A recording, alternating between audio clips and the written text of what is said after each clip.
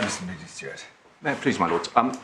Very briefly, I hope, in that I need all the time I can this afternoon, we have revisited between the parties the issue of the 3122 order, and there is a revised form of wording in this. I can pass this on to you now and take you through it very briefly. And while that is going up to you, perhaps I can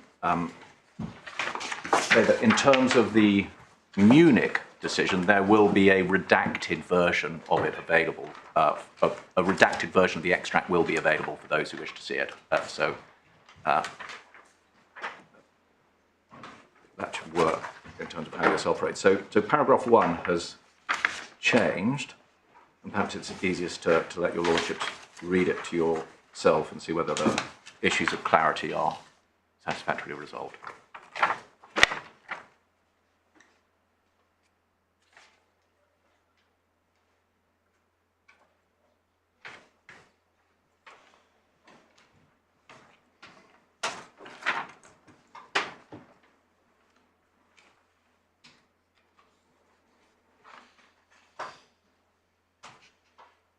So just to be clear, as to item 7 in the first part of the schedule,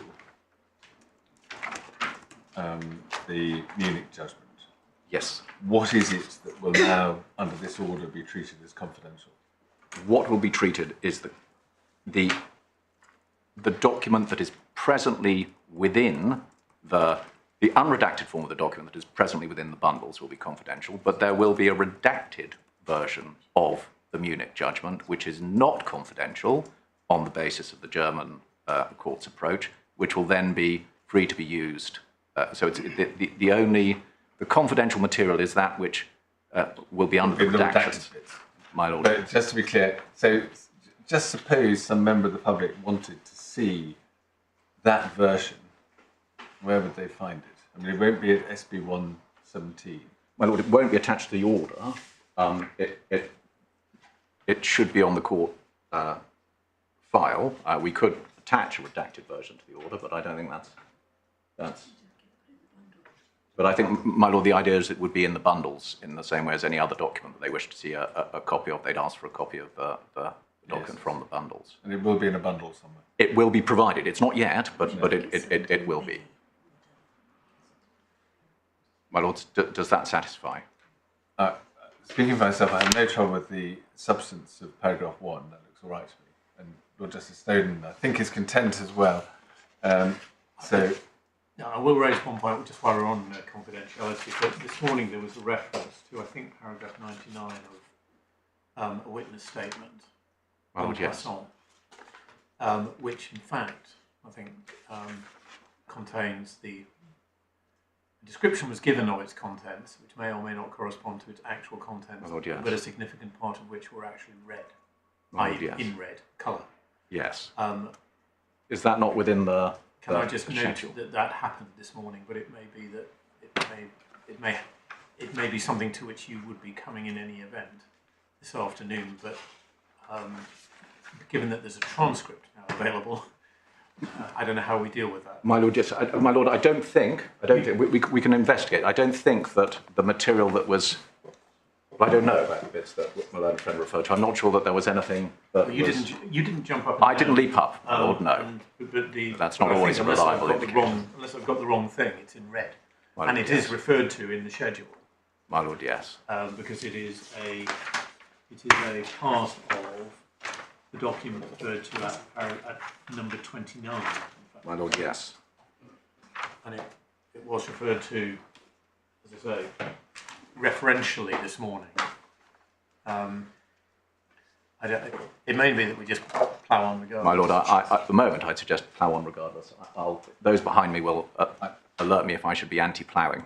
I mean, thinking of Mr. Segan's concern this morning over how long we spent on this order this morning, let's not spend any more time now. My lord, I'm obliged. And so, unless I receive an objection from either side, we will make an order in the terms of this revised draft.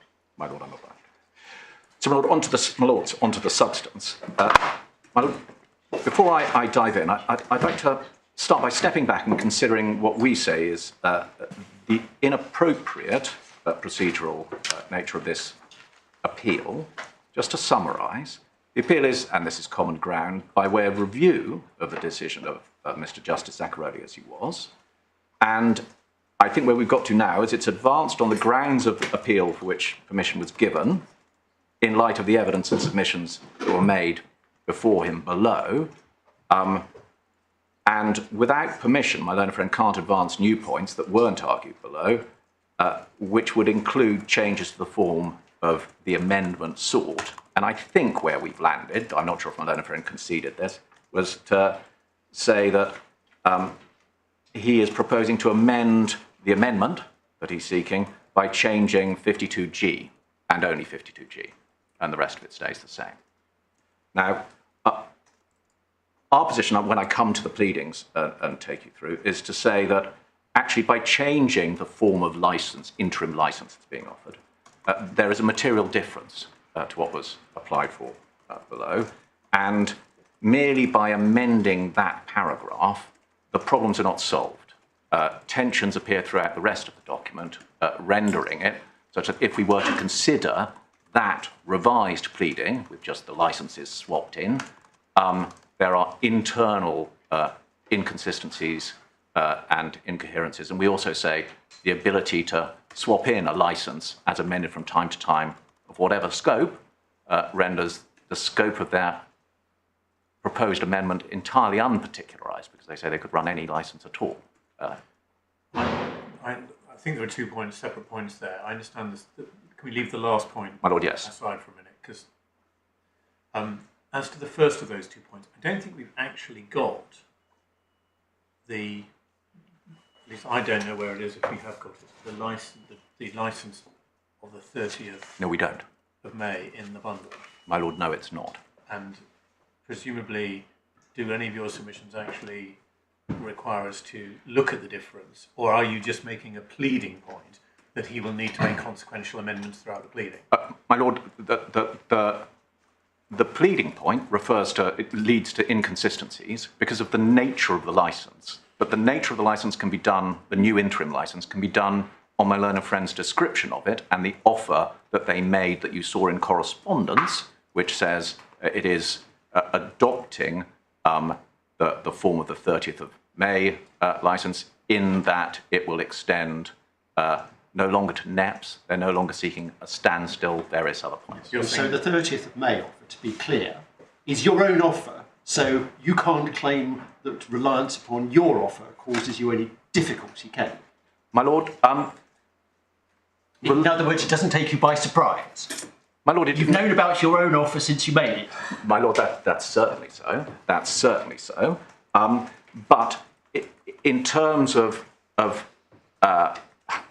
let's step back and see how the pleading as advanced is, and advancing that new case, which is different to what was advanced below, which is to say, now they say on an interim basis. The next question. Where in the judge's judgment does his reasoning depend on the terms of the licence? My Lord, I'll come to that in terms of it's visible in the context of his consideration of the case management approach.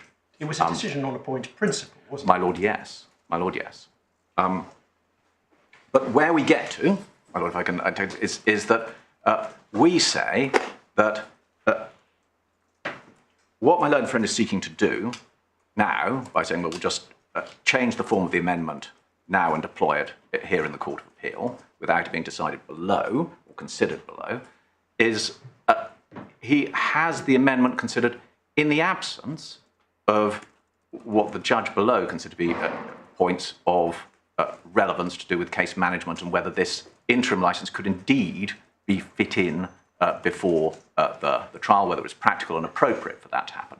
And my Lord Justice Newey's question just before lunch, which I was hoping you had to stand up and deal with directly, but time didn't prevail, which said perhaps we don't need to get into the weeds of case management, was, I think, the thrust of your Lordship's question. What do we say?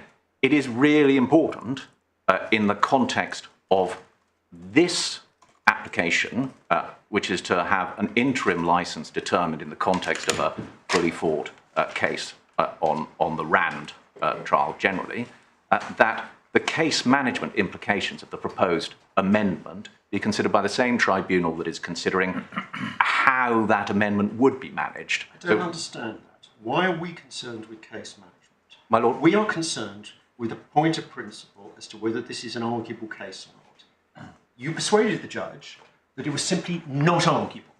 And if you're right about that, that's the end of it. my lord, if I'm right about it, If you're wrong, no. then what's case management got to do? My lord, no. So this is where we depart. Respectfully, I depart from your analysis. Is the judge decided on the basis of the point of principle. He then also said, even had I been not decided on this basis, on case management grounds, I wouldn't have been minded to allow. No, he didn't. He didn't say he wouldn't have allowed the amendment. On the contrary, he was crystal clear when it came to permission to appeal, even if he hadn't been before. That was not what he was saying as a basis for refusing the amendment. What he was saying was he was expressing a view about the case management directions he might or might not have made had he allowed the amendment. My lord, with respect, I'd suggest that that is not the correct analysis of what he said, that his decision on the law refusing the amendment was not tied into case management. That doesn't... And that's what's under appeal. There is a respondent's... there's a point of appeal in relation to the case management decision that says that he was wrong to come to that case management decision without allowing them to flesh out their position on Swiss law. And there's a respondent's notice point where we say, even if we're wrong on the legal point, then as a matter of case management, the judge's decision should be supported on that alternate ground, which he himself held, but it was obiter.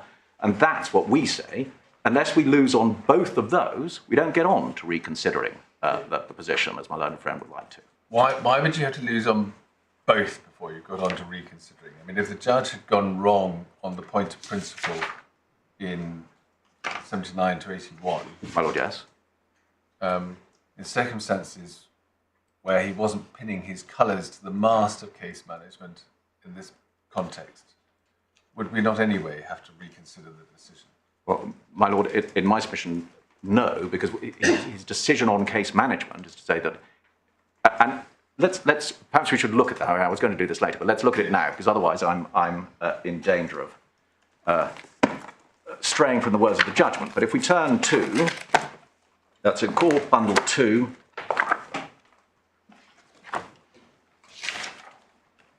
tab 35, is judgment. And then at 221 within the bundle, paragraph 90 is where he addresses case management. And he says, irrespective of the lack of merit in the claim, so this is where it's divorced from his decision on which, on your lordship's assumption, and I disagree with it, but respectfully, but your lordship's assumption that he got it wrong on the law. If he got it wrong on the law, irrespective of the lack of merit in the claim, I would have been inclined to refuse on case management grounds to give directions for the resolution of the terms of an interim licence. Now, pausing there, if there were no... I mean, that is... it's a compressed way of refusing permission for the amendment in a hypothetical way based on case management grounds, because there is absolutely no point on earth in allowing amendment of an interim licence case if it's not going to be determined in accordance with case management directions, which will have it resolved before the trial.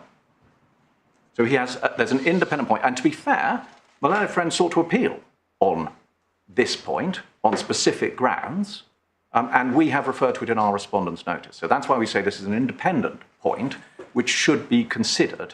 And with respect, I would say that in terms of, irrespective of the merits of the interim licence case, if it can't be properly managed so as to come on and be determined in time before the Rand trial, then there is absolutely no point in allowing the amendment, and that would be an appropriate exercise of the court's case management powers under the overriding objective. So this shouldn't happen.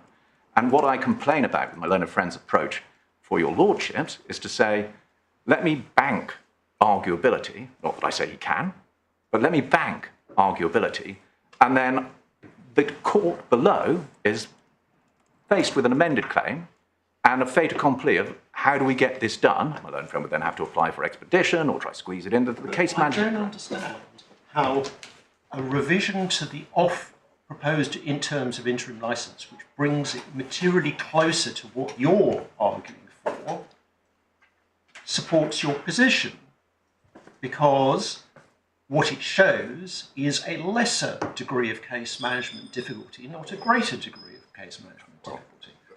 Well, Unless you're arguing that your own brand offer is somehow not sufficiently fleshed out to cause difficulties. My lord, that's absolutely not the case, but our RAND offer, we contend it is RAND based on decoding claims. The offer that we made, which includes a RAND decoding claim, extends to encoding. It is said by my learned friend that his interim licence is RAND. That is a necessary part of the justification for the amendment. And so there is an argument between us, because the court should not make order an interim licence unless it's certain to a very high degree, we would say certain full stop, that what it is ordering is RAND, should not make such an order unless it is certain that the scope of the licence extending to encoding claims is RAND. And that requires as much debate as to the scope of the RAND obligation as a matter of Swiss law and the technical nature of the debate that was contemplated by the judge below in the context of the NEPS argument. So it's a slightly narrower, it's a narrower scope in that it doesn't, there's not vast uncertainty as to the nature of NEPS, but it still goes beyond what we say is the nature of the RAND obligation under the relevant recommendations from the ITUT. So, well, that's why. So I'm not saying, our offer, though I'm not going to show it to you because it's confidential, is a model of clarity and reasonableness. But it doesn't mean that it won't be... There's great uncertainty as a result of accepting it for present purposes. My lord, for present purposes, and indeed, there's great uncertainty in terms of accepting what we do not accept, and this is absolutely fundamental to the substance of the point rather than the case management issue, or indeed our points as to why my learned friend shouldn't be allowed to change his case in this way because of the prejudice to us. But the substantive point... It's prejudicial to move closer to the other side, isn't it?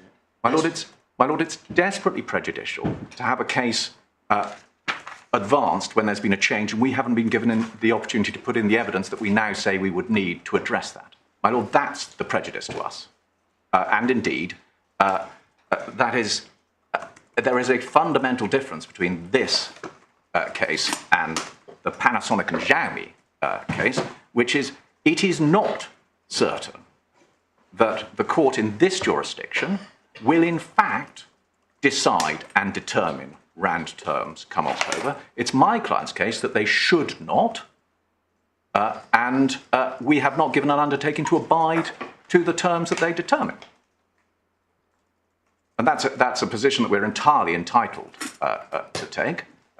Another difference between this and Panasonic and Xiaomi is Panasonic brought the proceedings seeking a RAND determination. Of course it was appalling for them to suggest they wouldn't commit to it. They had in fact committed to it. We're a million miles from that here, my lords, with respect. But again, I depart from, I'm still just setting out what I would hope be the roadmap to where we get, but sometimes even the edges of the map can be lumpy. We say that it's important that the case management is considered here.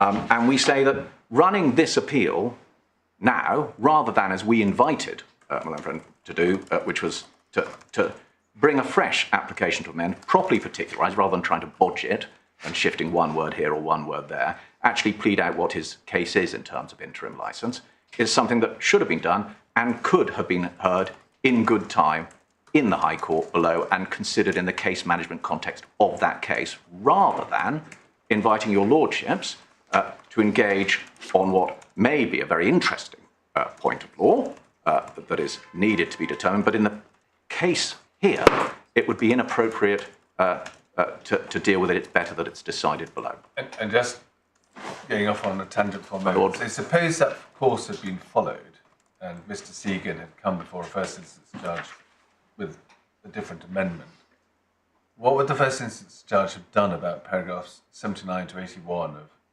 Lord Justice Zaccaroli's judgment?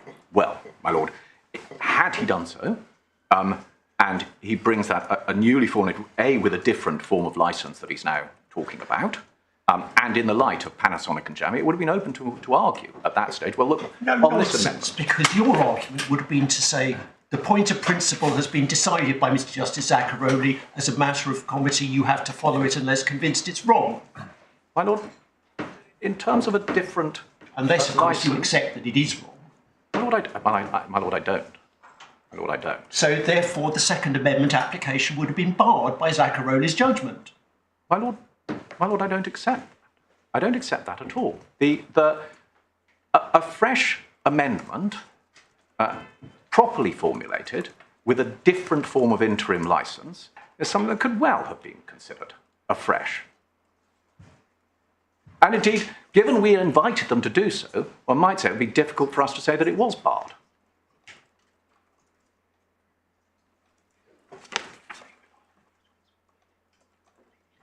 My lord, and I'm reminded that by the time they had brought this new amendment, they have, in their words, fleshed out their case with their new Swiss law pleading. They've remedied some of the matters that they say that Mr. Justice Zaccaroli criticised them for below.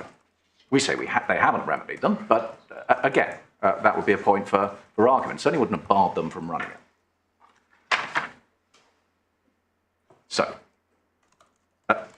my lords, to address you on the structure of where my submissions, I hope to go with them this afternoon.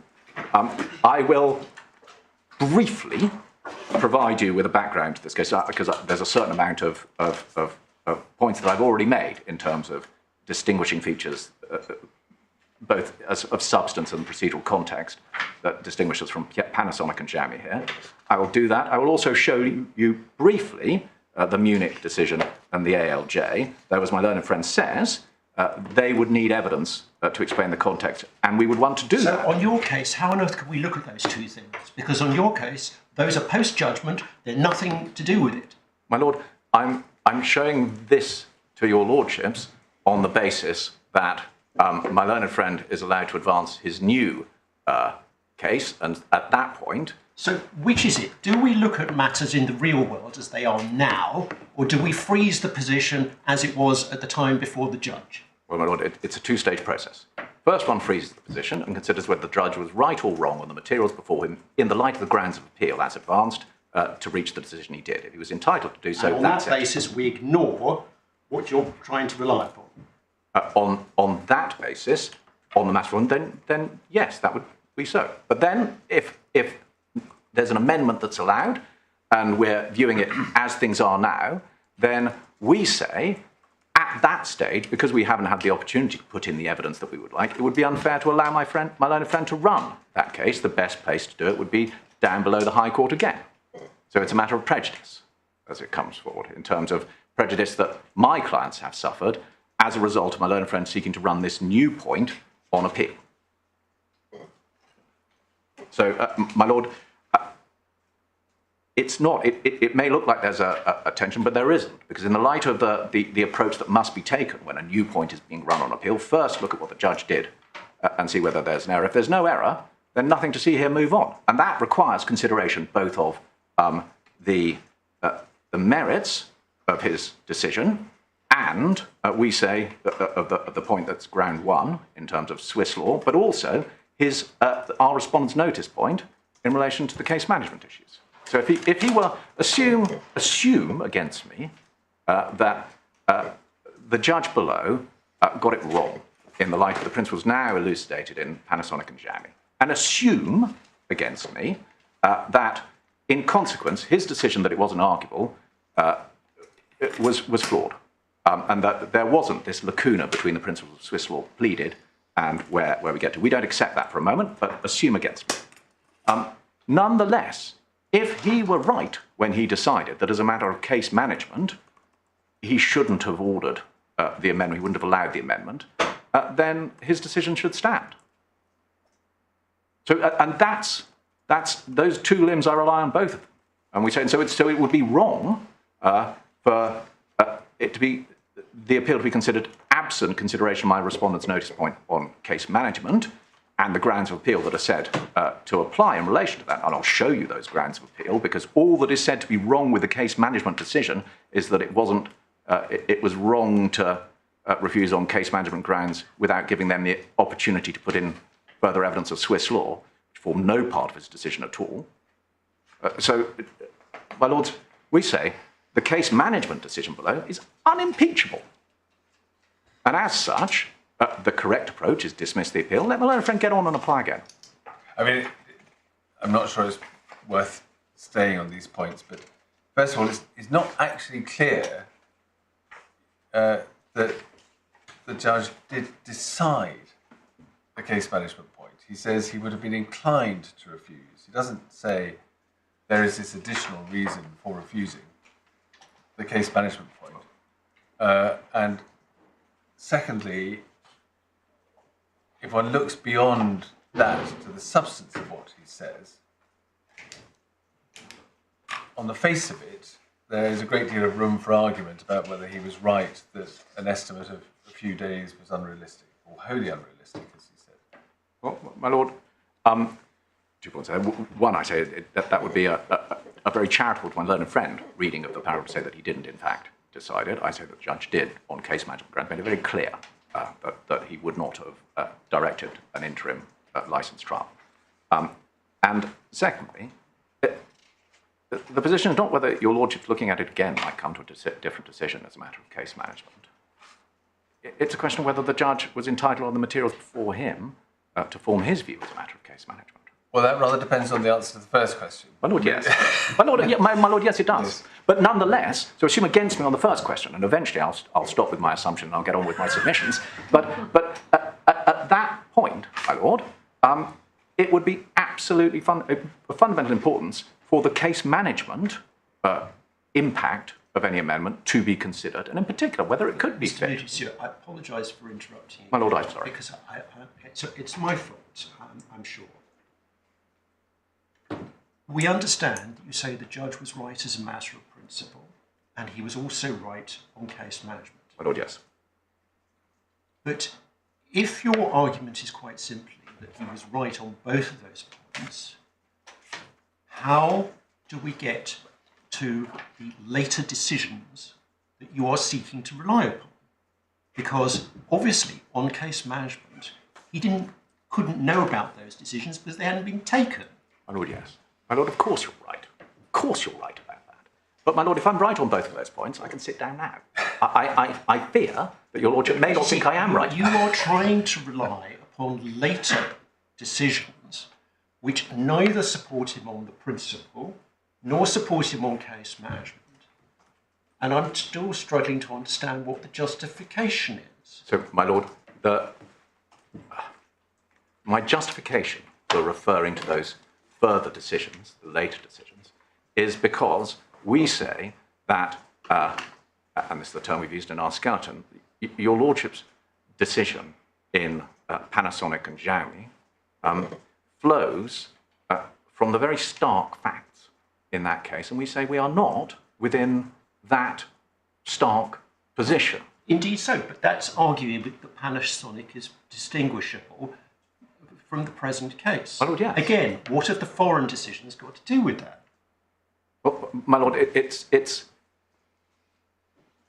my lord, the justification, a justification within Panasonic for forming the view that Panasonic might change their mind or were behaving in this manner that should be deprecated, my clients are very concerned to make clear that they do not consider themselves to be anywhere near that form of behaviour, and that their conduct has been entirely proper, and indeed it's our contention that it is Amazon who, in seeking an interim licence, rather than in Panasonic, where Panasonic were merely being held to something that would be determined in future in short order, Amazon are seeking to avoid the consequences of determinations in respect of the RAND conduct of my clients by banking on an interim basis a license in the form of an offer that was considered by those courts, but only on an interim basis, in the hope that they can get something better in this jurisdiction from the courts in October. And we had better let you develop the submissions in the way that you would wish. Quite a long while ago, you were explaining in terms of structure, you were going to deal with background and then the Munich and ICC decisions. And I rather suspect that your structure went beyond that. My lord, it did. It did. And I apologise for being diverted. You may be alarmed to know that was point one of four in terms of the structure. But let me get on.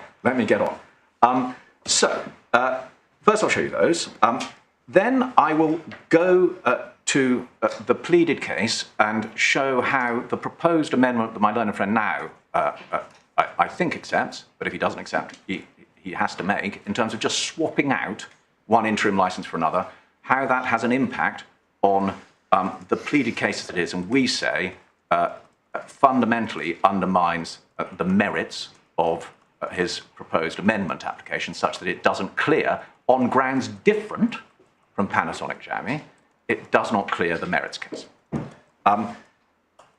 Then, addressing the new case, I'll go through the grounds of appeal in respect of which permission had been given, and address your lordship on the points that the judge is said to have erred on in a case advanced before him.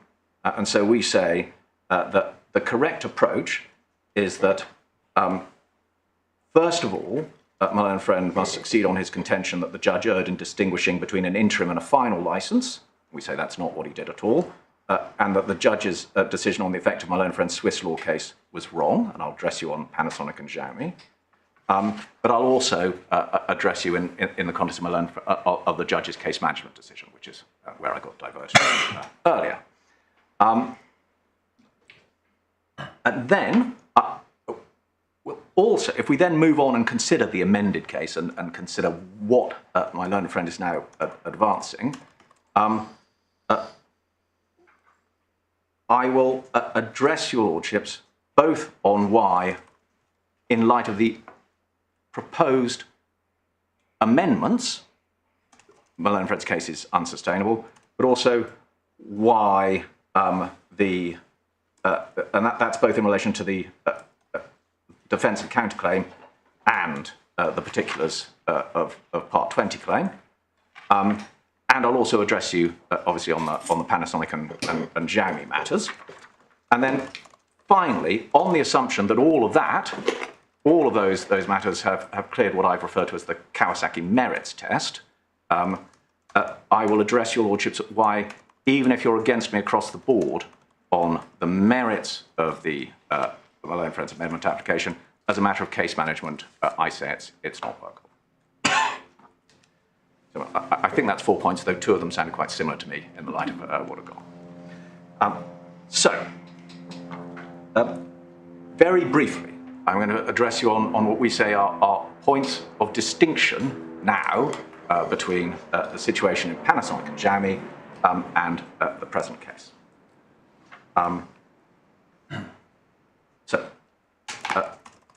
First, given the scope of the licence, the interim licence that is now sought is limited to what Amazon calls its codexcepts, which, on Amazon's case, that includes both the coding and encoding claims of patents which have been, with claims that have been declared essential to the ITUT recommendations.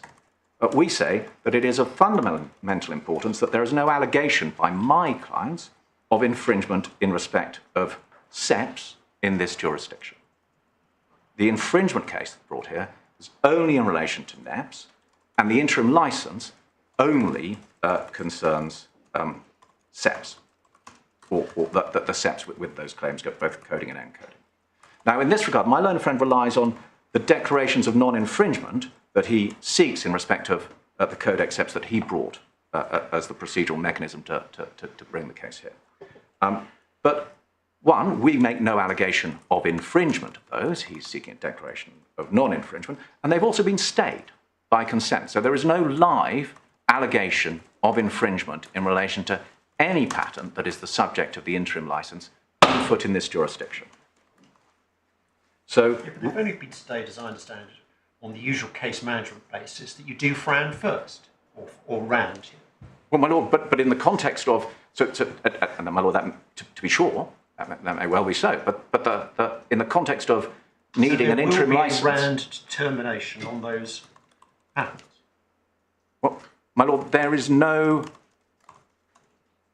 My lord, there may be a RAND determination on those patents, depending on the utility of the determination. Our submissions that the court, come October, should not be making such a RAND determination. It is not, this is my next point, it's absolutely not accepted or certain that the courts of England and Wales will determine RAND terms and either declare them or compel Nokia to take them if they are determined. Sorry, if they are determined by the court. In this regard, there's no undertaking from my client to offer a license on the terms that this court holds to be RAND. And we say, though this is disputed between, we say there is no base that there is no, as a matter of Swiss law, there is first no, there is no entitlement to specific performance of the RAND obligation. And we also say, even if there were entitlement, on the specific facts of this case, it should not. So, on the Swiss law point, of course, I understand that you say that there's no specific performance available under Swiss law. But are you saying we can decide that here and now, summarily? My lord, no. My lord, the basis of my submissions now, in the context of Panasonic and Xiaomi, is an absolutely important point in Panasonic and Xiaomi, was that there was certainty that there would be RAND terms determined and accepted, entered into by the parties at the RAND trial, sorry, FRAND because it was Etsy, that was on the horizon. That is absolutely not the case here. So we do not accept that the court should declare RAND terms, and we do not accept that there will be a RAND license determined that my clients will enter into. So that form of certainty, which fed in, we say, to Panasonic and Xiaomi, is not present here. And we also say that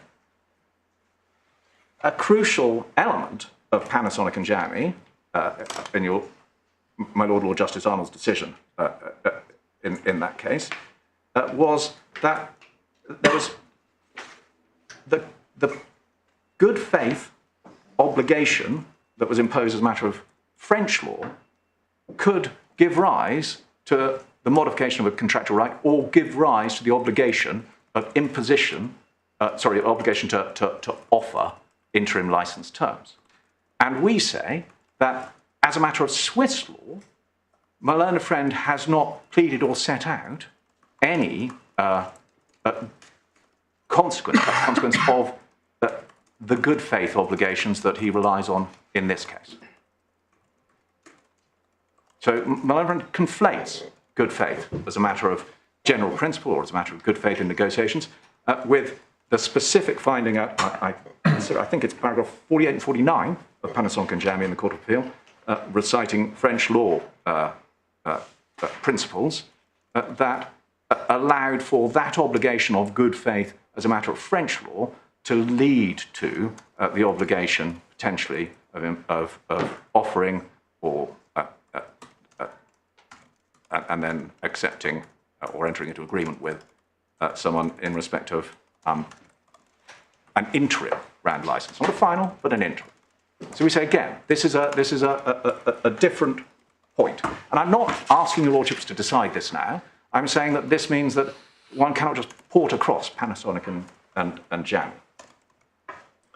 And finally, we say that unlike in Panasonic and Xiaomi, where a key inference was drawn because of Panasonic's behaviour, that it was seeking to obtain what's been characterised as supra-FRAND rates, we say there is no basis for such an inference here, in particular because of that in other litigation, Nokia's conduct has been held to be RAND and Amazon's contentions that Nokia is not behaving in a RAND manner have been dismissed.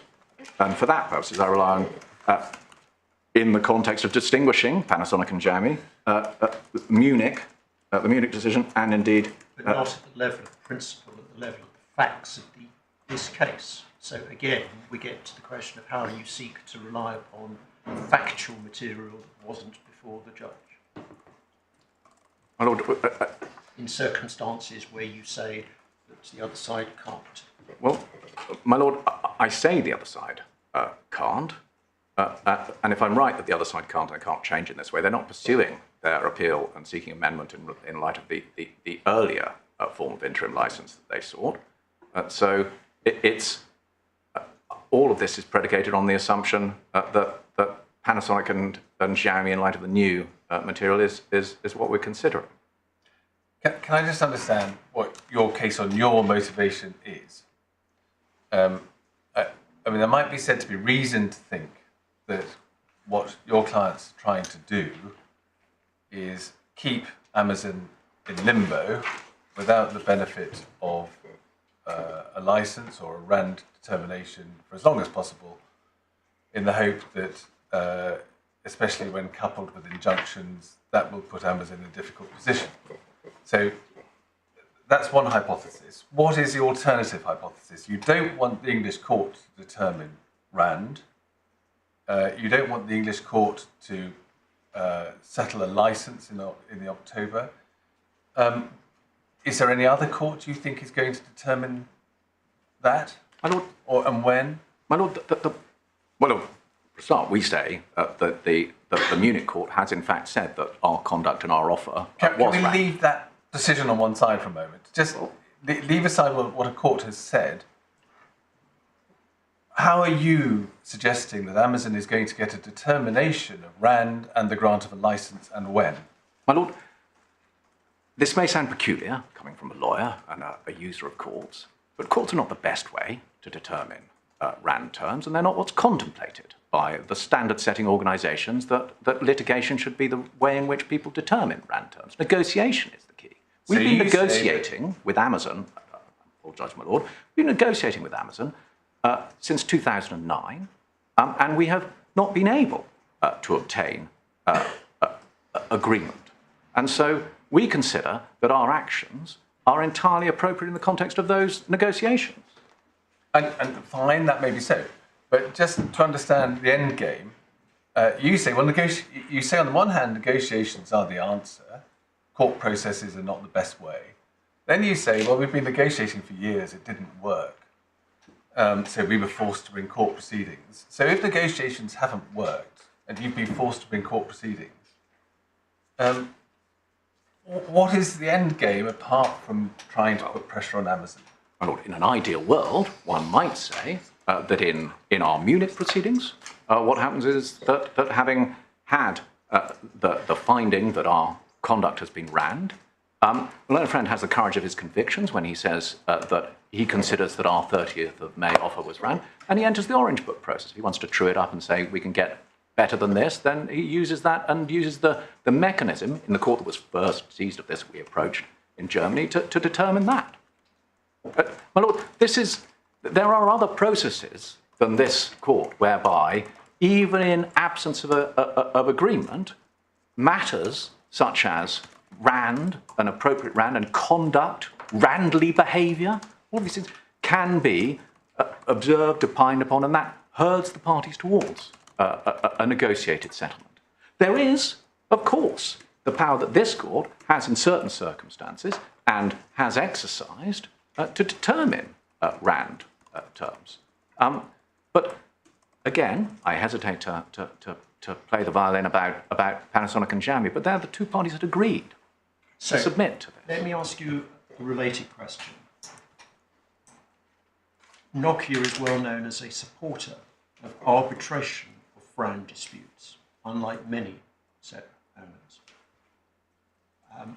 Have you offered to enter into arbitration of this one? Now, my Lord, I need to just check what I can and can't say, because this, in fact, concerns the 30th of May licence offer, which is not reproduced in the interim licensing, because that Again, offer we that was get into made... the absurdity of the confidentiality restrictions.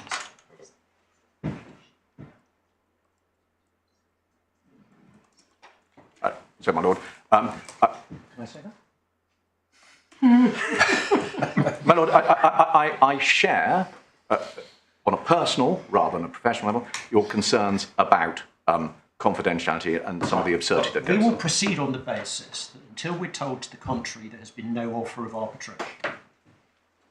Because we cannot proceed on any other basis.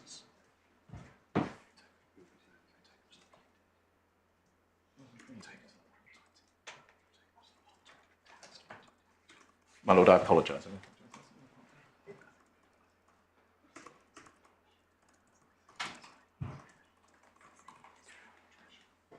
My lord, I hear what you say about assumption unless told the contrary. I may feel like a tail at the end of a very long dog wagging. If I get instructed to say something, I shall say it, but otherwise Yes, of course. I must proceed. We'd better move on. My lord, yes. My lord, yes.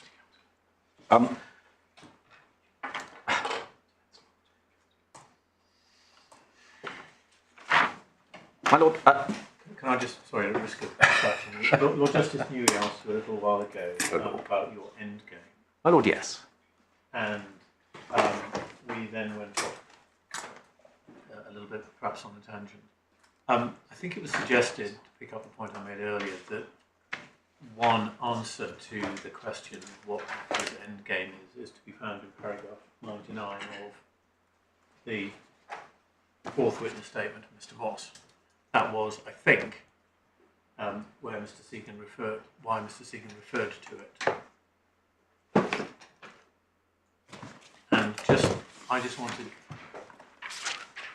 the risk of treading into confidential territory. It's page, I'm so sorry, it's Supplementary Bundle 1, page 193.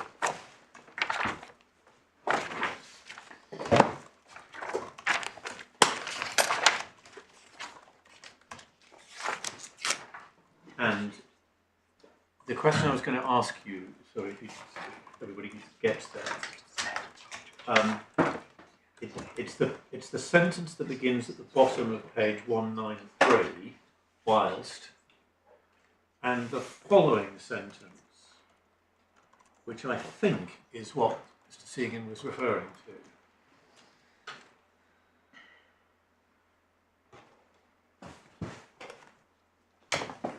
Can I just decipher, or could you, to what extent can we decipher that sentence which appears at the top of page 194? My lord, yes. As I understand it, this is Nokia saying the cost to us of the interim license is being, well, you can read that. My lord, yes. I don't know what I can and can't do, but is the method of asserting SEPs and presume it's NEPs as well, is it? It is NEPs as well, my lord. So SEPs and NEPs. It's said to prevent a quicker settlement. My lord, yes. If you can't, quote, assert SEPs and NEPs, and then a quicker settlement is prevented. I assume that by asserting it means seeking relief in other jurisdictions, injunctive relief in other jurisdictions. My lord, asserting covers a range of enforcement Well, but it would activities. include that. My lord, as a matter of principle, I can say that.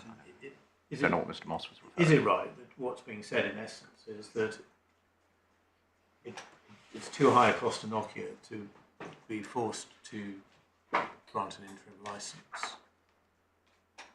Because what we really want to do is, to assert SEPs and NEPs and obtain a quicker settlement at an appropriate amount. My lord, yes, in the context of So I think that is really what Lord Justice Newey put to you, I think. Isn't it?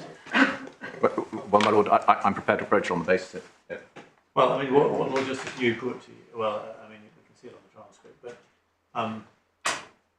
I'm just struggling to understand why you didn't really accept the proposition, but perhaps I was just missing the point. Well, my lord, as I understand, Nokia said, look, things have gone on for a very long time. one means of pushing the parties to a quicker settlement is for us to assert our rights in other jurisdictions. And being forced to grant an interim licence in the UK will stop us doing that. My Lord.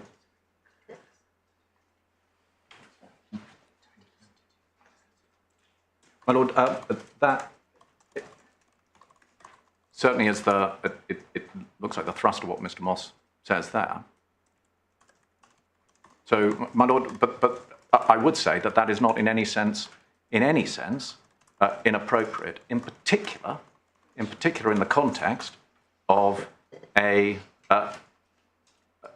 position where it's not agreed between the parties or otherwise certain that there will be a global RAND determination reached anywhere. Well, you say I think that's the distinction, or one of your first distinctions, which you draw with Panasonic. My Lord, yeah. Where you say that Panasonic were seeking a determination here, and you say you never have done and you haven't agreed to it. My Lord, yes. So to Panasonic, the vice of Panasonic is wanting to both have their cake and eat it too. I'm not saying there will be a determination, but in the meantime, they'll try to get something done before that determination happens.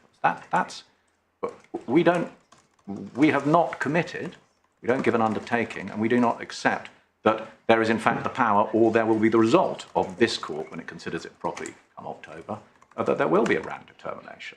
And so, in the meantime, we consider the consequence of imposition of an interim license, and then it turns out that there is no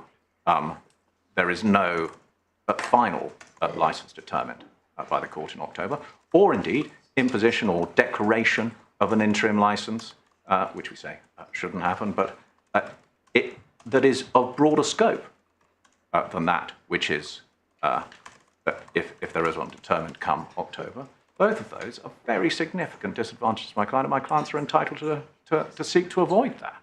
Okay. I mean, it may be that, looking at paragraph 99, it may be that the confidential part of it is actually not the bit we've just been discussing, and it's a bit earlier. Well, my lord, it's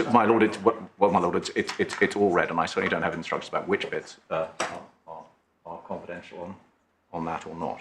Okay. Anyway. But we say it is perfectly open to Amazon to accept the 30th of May offer that we have made, or indeed to take that offer and build on it through the Orange Book process in the Munich courts. Because the Munich courts have left the door open for that. And neither of those are done. Neither, looking at, although there is an appeal on foot, there's no relief sought from the injunction that's granted in Munich. No suspension of that has been sought. The appeal is going on, and the appeal is not pursued at full speed. Only a few days ago, a further extension was sought and obtained. So once again, you're relying upon recent factual matters, not before the judge. My lord, certainly that was not before the judge, could not have been before the judge, absent a time machine.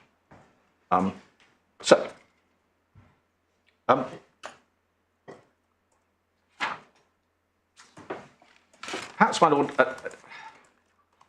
bearing in mind the time, I'll move on and consider in detail now the consequence of the amendment to seek a different interim licence to that was advanced before the judge below on the pleaded case. So I just want to look at the pleads. I'll try to do this relatively briefly, and that my learned friend took your lordships to that.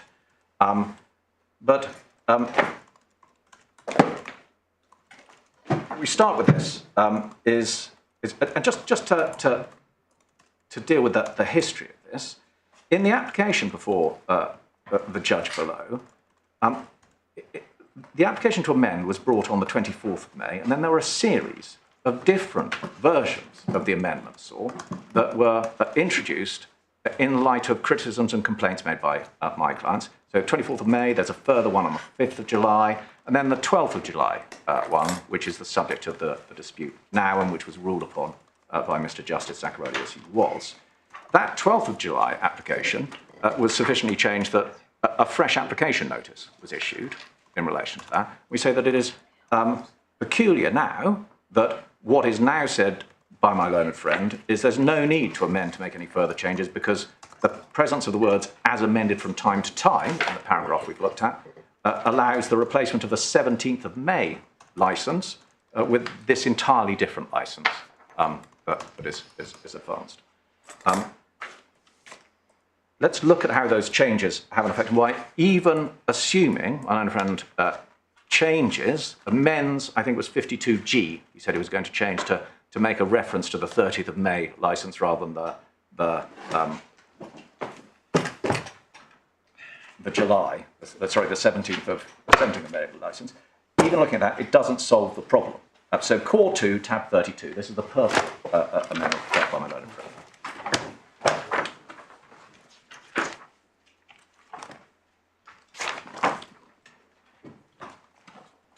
And so on page, I think it's actually 33 at 187. oh, but then let's actually no. Rather than the let's look at the amended defence and counterclaim first, rather than the one, because this again different considerations arise. So paragraph tab 32 is the draft re-amended defence and counterclaim. And then at paragraph 15 on page 156, I'm going to take you to this is the definition of codec SEPs, and this is my learned friend's case that it includes patents and claims of patents infringed by both encoding and decoding. So it's different from what my client says the correct approach. And then paragraph 36 is where the first substantive purple part comes in. And what's said at the base of that in purple is Amazon further seeks a declaration of the terms of an interim license. So that would be an interim license now relied on, as set in paragraphs 52B to 52M of the Part 20 counterclaim, and or an order for specific performance compelling the Part 20 defendants to agree to enter into or abide by the interim license in order to comply with the Part 20 defendants' RAND commitment. Now, this is the defence and counterclaim, which relates only to SEPs and, only to NEPs, beg your pardon, relates only to NEPs. And so that interim licence is of absolutely no relevance at all because it extends only to codec SEPs to the dispute between the parties. So by swapping it in here, that you have a... Sorry, I don't understand that. Well, my lord, let me show you. Paragraph 45 on the next page, 163. What's asserted is the claimant is in any event not entitled to injunctive relief in respect of the patents, so these are the NEPs that are in suit in this, by reason of Amazon's enforceable contractual right to be granted, alternatively to be offered a licence, including an interim licence. But the only interim licence that they're referring to is this one that extends only to SEPs.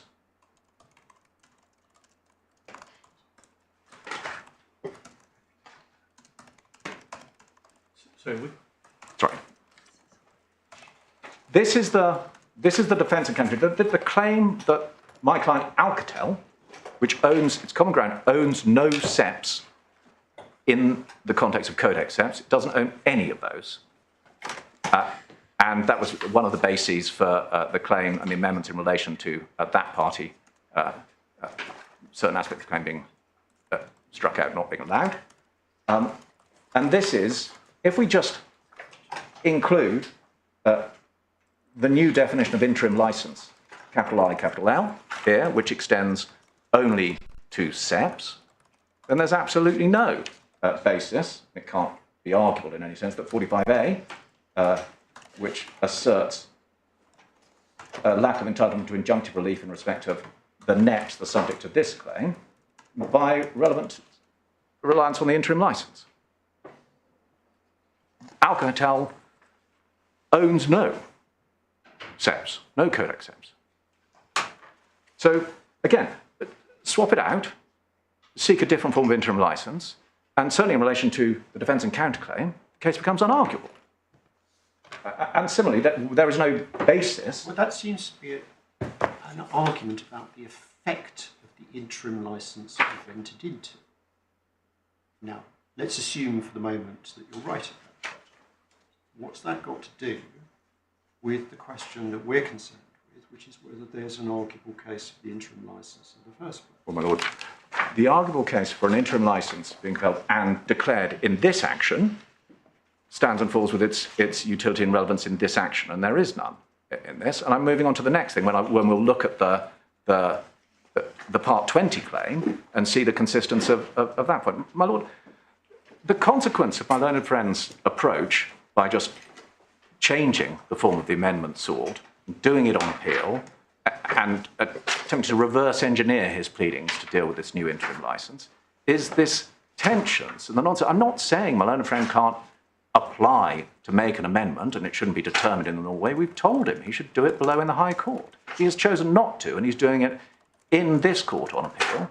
And in my submission, it's appropriate for me to point out why it is unarguable that there is any justification on the pleaded case within the counterclaim, the Alcatel case, which is what was used to found jurisdiction in the first place, that a declaration as against my client Alcatel has any utility.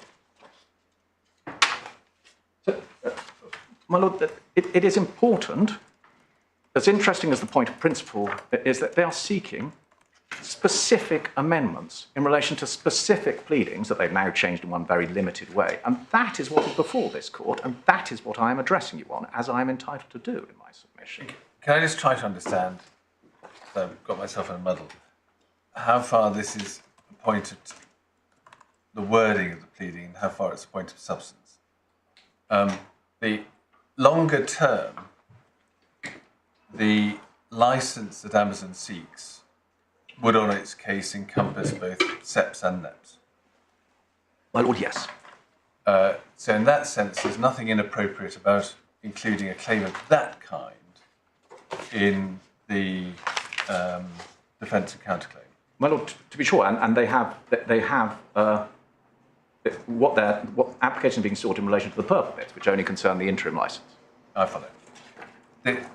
Does that mean that actually Amazon could give up entirely on the purple amendments in the defence and counterclaim itself without any particular consequence? Well, my lord, given we say there's no point to them, we say that their appeal should fail in relation to those. Your lordship says, can they give up on them? Well, what I mean is, can they still run all the amendments in relation to the next document, so that actually who cares about what's in the first document? Sorry, my lord, I'm starting with the low-hanging fruit. I'm going to move on to the other bits and show your lordship where the purple text is internally inconsistent. We're just making this one amendment in relation to the scope of interim licence. The justification that is relied on in the Part 20 claim for imposing, for seeking a declaration and the terms on which it said a declaration is sought, which include if we continue any proceedings in relation to any patent within the Nokia video portfolio, and which relate to what they call I think it's the 2023 asserted or injunction claims or whatever, those extend to NEPs. And so what's said is, unless there's an interim licence which doesn't cover those at all, well then, there should be this declaration made. So even if, on their case, we complied with what they say we should do in relation to the interim licence, then they'd still say there must be a declaration, which on its face, as pleaded, because of the reverse engineering way my learned friend is inappropriately taking to do this on appeal, is, in my submission, unarguable. So this is, when I say there are internal inconsistencies, my lord, there are, I will address on the Swiss law point and why we say we don't get that, but there are, my learned friend has to succeed on all these. He has to show, in light of the Kawasaki test by which one assesses whether the merits of an amendment application are met, one of the requirements is that the claim sought to be amended should be properly particularised and coherent. Well, this is neither of those, we say. And yes, this wasn't argued below. because it wasn't argued below. My learned friend didn't advance it on this basis below. I'm advancing it now in response to him. I anticipated there might have been a question at that point. Sorry, my Lord Justice Snowden, you were going to... No, I'm just again playing catch up. But as I understand it, what you just said is, even if this Justice Zachary was wrong in principle, as we now know because of the subsequent decision in the Court of Appeal in Prudential, on the sort of question of principle about whether you can get to an implied interim license. On that assumption, my Lord, assumption. You say on this pleading at page 162, the defence and counterclaim alone, the interim licence has now sought to be defined by reference to the 30th of May offer. My Lord, is irrelevant. Is irrelevant. And to that extent, they shouldn't have what's set out in paragraph 36. That's your low-hanging fruit. That was a low-hanging fruit, my Lord. I was then reaching higher up the tree, and I said... You've now got to go to deal with the pleading at paragraph 52G. My Lord, yes. Which, as I understand it, can't be, well, maybe you're going to tell us it can be, but it can't be dealt with in quite that same way. My Lord, I say... So it can't in exactly the same way. Exactly. In terms of internal inconsistency, and what is now sought would seek to impose, require a declaration in circumstances where there was one that was unarguably, it was unarguable that they were entitled to it. So inconsistency on the face of the pleading because of this reverse engineering. My learned friend says he only wants to, says he doesn't have to amend at all, but he also says, I'll just amend this one bit. Which part of this document, that 33, is his proposed amendment inconsistent? Then let's move to that. First of all, one needs to look at paragraph 24, which is on page 174. This is a bit my learned friend took you to. I just need to remind you, this is where the Nokia 2023 litigation is defined. And it refers to litigation both in relation to codec SEPs within the Nokia video portfolio as they define it, and NEPs. So SEPs and NEPs, Nokia video portfolio, that is the nature of what is the Nokia 2023 litigation. And then when we come on to the purple bits in earnest, which are on page, it's 186 is 52A, the justification for the purple bits start at 52B, the reference to the other 2023 injunction claims, referring back to that paragraph 24. So, my Lord, here you have it 52C, 52D, 52E. Already in the case, this is the allegation that there is, the only possible basis is some sort of suprafrand approach. That got in without addressing the new circumstances. But then at 52F, in the aforesaid circumstances, it says it's a verb that the RAN commitment instead requires Nokia to provide Amazon with a means to be licensed to the codec SEPs pending resolution of the RAN trial first instance by entering the interim license as described below. And then we have the license plea. And then the justification for that at 52J.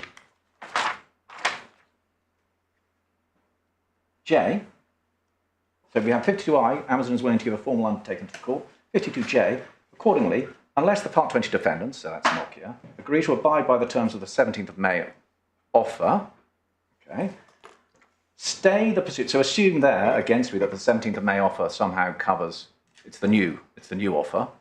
Stay the pursuit of injunctive relief and or not to enforce any injunctive relief granted in the other 2023 injunction claims, so this extends to NEPs.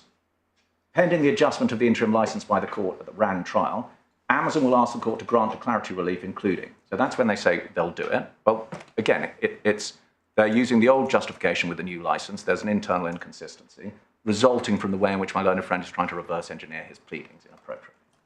And then, in case that's viewed as, oh, it's just a footfall, can be tweaked. 52K, it's a verb that such declaratory relief would serve the useful purpose. So these are the useful purposes that are relied on, of clarifying the parties' respective rights and obligations in the UK pursuant to the RAND commitment. So on their case it clarifies, but on our case, we say that there is no that the court shouldn't be making a RAND term, so it's wrong that should be going on. But also, in the UK, there's no live issue in relation to the claims of the codex sets, which is all this relates to. And so we say no useful clarification. And then facilitating the early conclusion of an interim license between Nokia and Amazon. So early conclusion of an interim license between Nokia and Amazon covering the Nokia video portfolio. So that's all of them, NEPs and SEPs, which would enable a RAND license for the UK patents to be settled by this court without application of undue commercial pressure to pay super RAND rates, including the rates for the UK patents. So again, the UK patents here, the ones that are asserted, are the NEPs in the other claim that we've seen don't go through. During the period in which this court is setting the final terms of the RAND license, and therefore protecting the integrity and utility of the RAND determination in these proceedings. Well, not entirely clear how an interim license that doesn't extend to the entire subject matter of the proceeding protects the integrity of those proceedings, because the interim license they're now seeking doesn't go as far as NEPs, which they say would be necessarily included in a RAND determination. And then enable an Amazon to establish an appropriate interim regime which further demonstrates its willingness as a licensee under the Nokia video portfolio, well, not the NEPs aspect of it, and so on. A factor of relevance to whether injunctions will be granted prior to a RAND license being settled or concluded. So, my lord, we say on its face that is inconsistent. The justifications and the utility they're relying on is not borne out in the light of the new form of interim license they're now seeking on their somewhat pushed into it amendment. And again, this all could be avoided by making a properly formulated amendment, doing it right for the first time in the High Court. But that's what my learned friend is advancing, and so we say that's what he should have to justify. Now,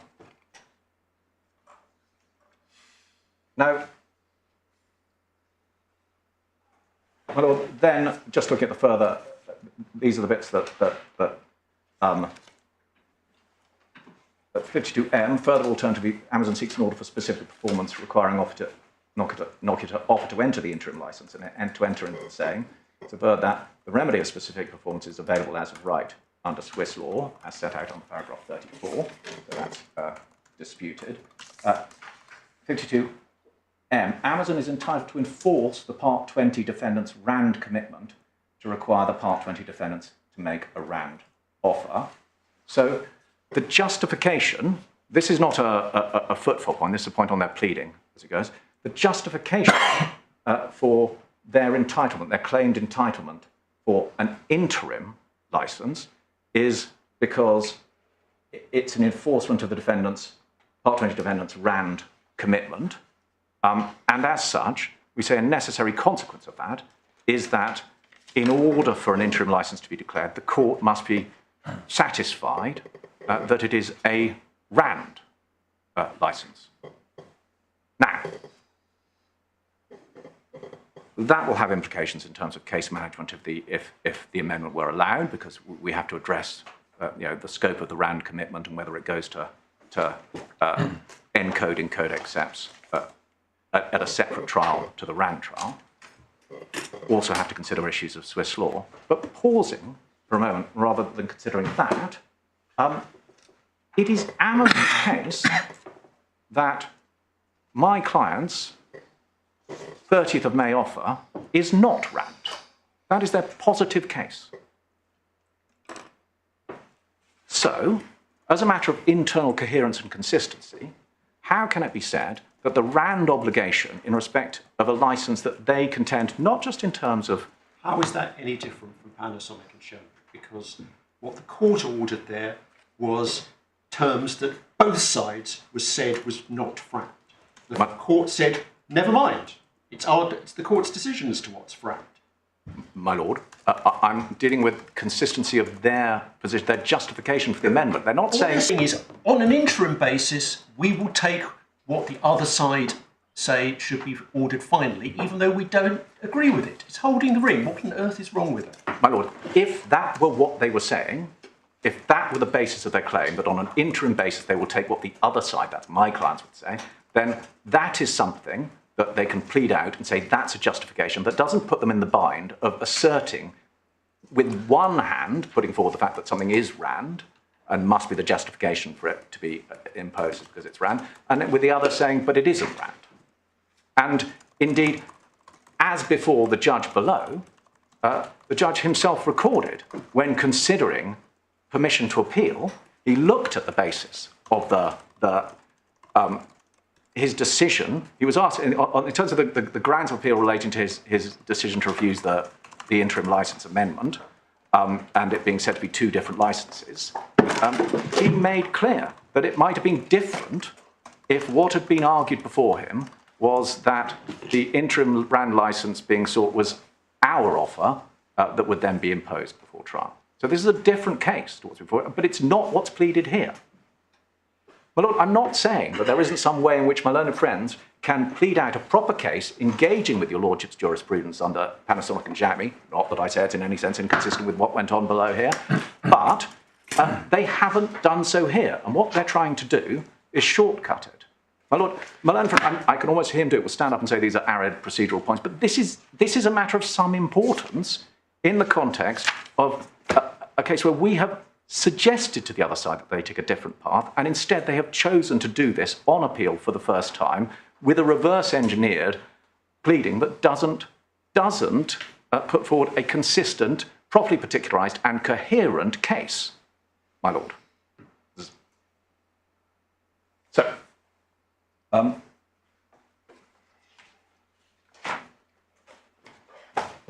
just while we're here, in order to make that point good,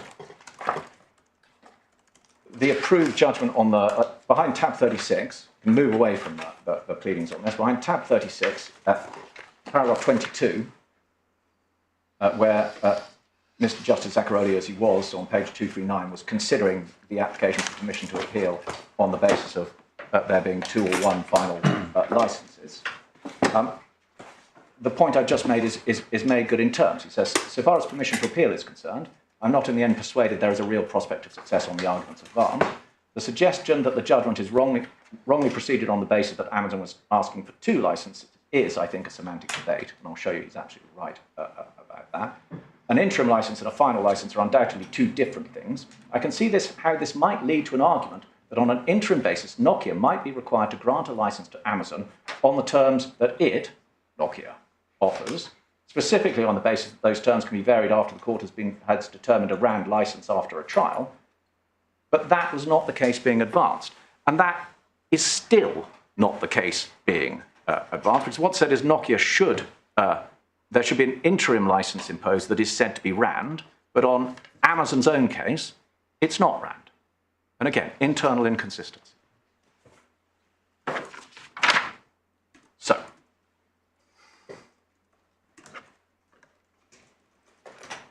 we say that insofar as my learned friend seeks to remedy the position further by making further amendments or running a case even further from what was run below, we say it shouldn't be allowed. And we say even this particular amendment to change one interim license for another and leaving everything else the same shouldn't be allowed, because the prejudice to my clients, in consequence, we say is significant.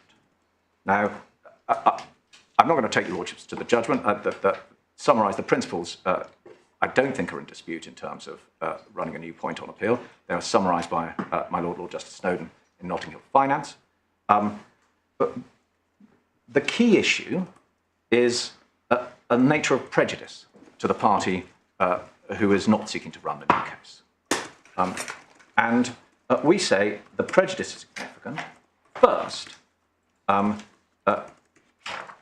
we say it's now alleged that the interim license that they rely on is RAND,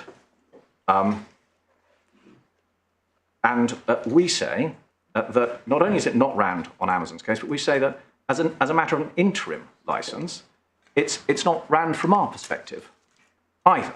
And we say that is the kind of thing that just by changing the royalty. So explain to me how you're prejudiced by being unable to put forward that argument on the merits. Because if you're right about the merits of that, then they will lose. The question is, should there be a hearing on the merits? Well, my Lord, in my submission, we should be entitled to advance a case to attempt to say that there is nothing, it doesn't make it there on the merits, on evidence at a hearing at which these matters are considered, rather than it going through on the nod where we are not in a position to have put in such evidence. We can't do it on an appeal. We'd have had to have applied for permission to adduce that further evidence. What's going through on the nod?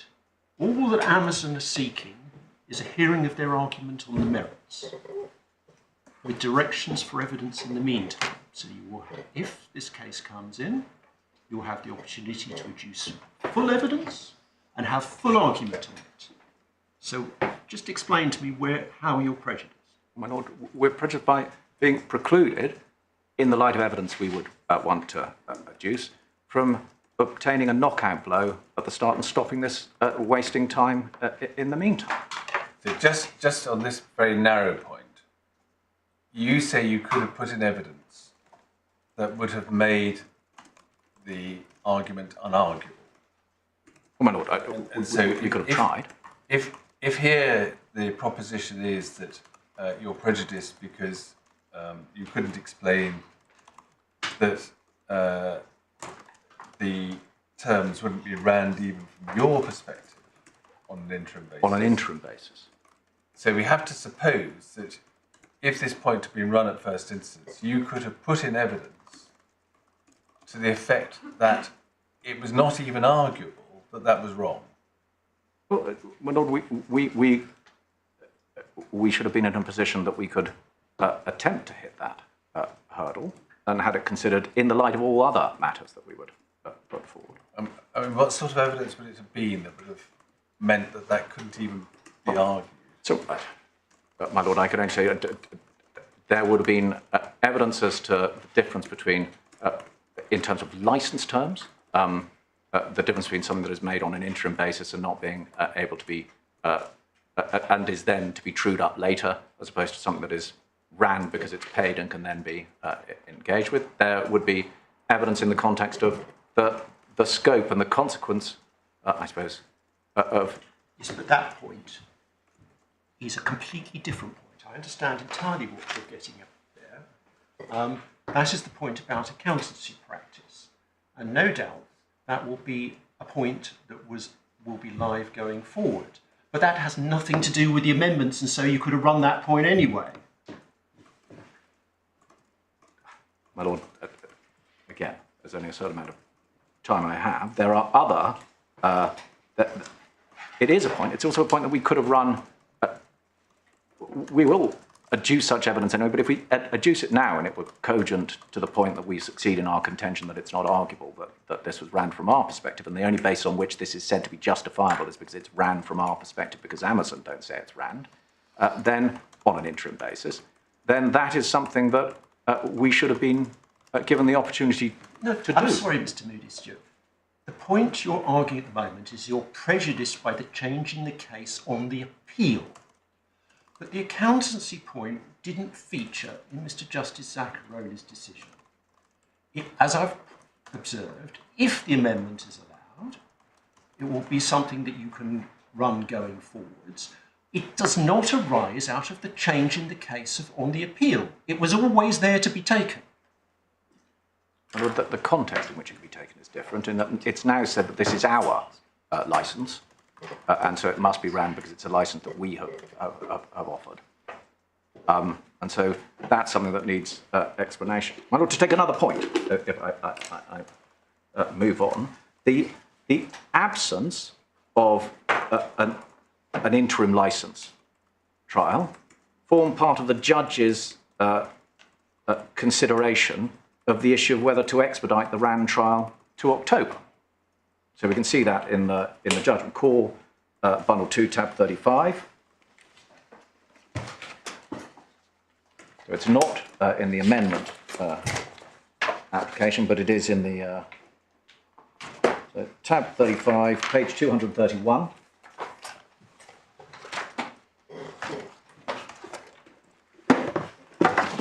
So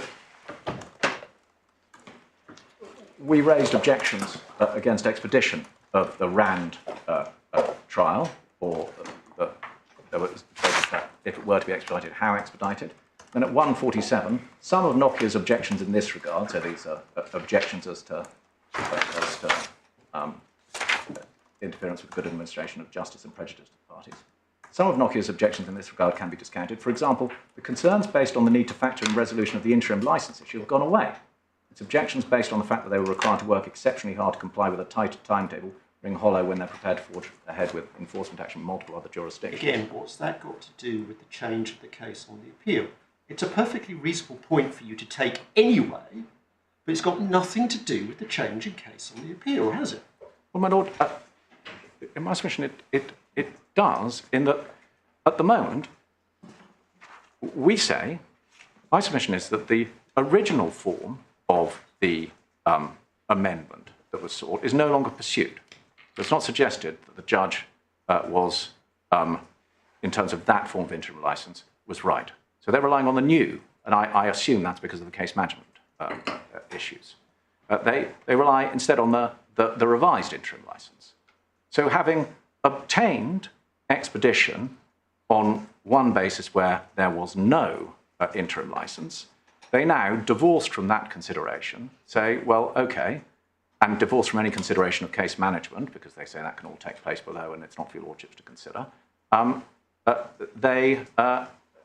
there should be advanced this new case, which they say is narrower and so can go forward. So we say they obtained expedition absent an interim license trial, and now they're seeking to squeeze an interim license trial into it. So that's, in terms of how the case was argued below and considered, they've banked the benefit they got in one way from a judge who said there's no interim license, and now they say, well, we've got that, we'll change the position and we'll run it. Can I just think around that for a moment? You're not suggesting that in this respect you're prejudiced by having been unable to run an argument below, because you did run it. It's not a question that you would have had additional evidence bearing on this point. It would have been the same evidence. So the prejudice you're suggesting is that it was decided that there should be expedition or whatever, when the judge might otherwise not so have decided. Yes. My lord, yes. Because a factor that would otherwise have told against expedition fell away. Yes. Now, we couldn't complain about that if it were just the same case that we're running entirely, but we say, well, if the judge is right, so if I'm right that one of the reasons the judge refused this on the broader scope... But I don't understand this. Suppose that Amazon had pursued the 17th of May case. You would be perfectly entitled to say, well, look, it's an objection to that, that they got up expedition on the footing that this wasn't going to go forward. But changing it to the 30th of May has got nothing to do with that. It's a good or bad point vis-a-vis the 30th of May, but it doesn't get any better because of the 30th of May rather than 17th of May. My lord, in my submission, yes, it does, because the 30th of May, which is, my learned friend says, they've narrowed the scope of the dispute. And so there's less of a case management concern. When they're addressing the issue of can this be squeezed in as a matter of case management, they say they might be wrong about that, and you can perfectly reasonably argue that they're wrong about that. But what you're arguing at the moment is that you're prejudiced, and that's what I'm baffled by. Well, my lord, I do say they're wrong about that, but if I'm wrong that they're wrong, then I'm prejudiced in that they obtained, if this had been before the court and they'd run this before the court below, then Mr. Justice Zaccaroli, as he was, might well have said, you can have your interim licence, but I'm not expediting. And just showing that I don't have the facts properly in mind, I mean, the argument you're running now operates in relation to 52G as it stands, as well as in relation to the amended case? My Lord, it does. I can't really refer. I mean, I can say it doesn't run in quite the same way. Because as amended, I say I'm prejudiced because they obtained expedition on one basis, and now they've changed the basis on which they're seeking that there should be an interim license. Whereas, and so there I say I'm prejudiced because it's a different basis for the two decisions. But in effect, I mean, on the face of it, they were asking for 52G as it stands. Yes. And the same objection would have applied to that. You could have said, well, look, if they get 52G as it stands, then obviously it can't be right to order expedition because the judge proceeded on that basis. But that's not in play. Well, my Lord, it's not in play because the grounds of appeal, we rely on respondent's notice that says we rely on the judge's case management decision in relation to the full licence, because that's all he was considering, the 17th of May. We rely on that by way of respondent's notice. And indeed, there is a ground of appeal concerning that case management decision of the judge, albeit only on the basis that he didn't allow them to adduce evidence on Swiss law, so they don't otherwise criticise the case management decision. And you certainly weren't saying, look, supposing that he got anywhere with his amendment application, can we please challenge the expedition decision? Yeah, but what we do say about it, What's to stop if this amendment is allowed, or whichever amendment we're looking at? well, my Lord, yes. If an amendment is allowed so that an interim licence is going to be in play, and we've heard that's clearly going to be the subject of an application for an interim licence, what is to stop the first instance judge of, in any event, revisiting or reviewing the earlier decision to order an expedited trial if it can't be done? I mean, the judge, the first instance, even though there's no opinion of appeal, I mean, the judge can always review an earlier decision under the CPR.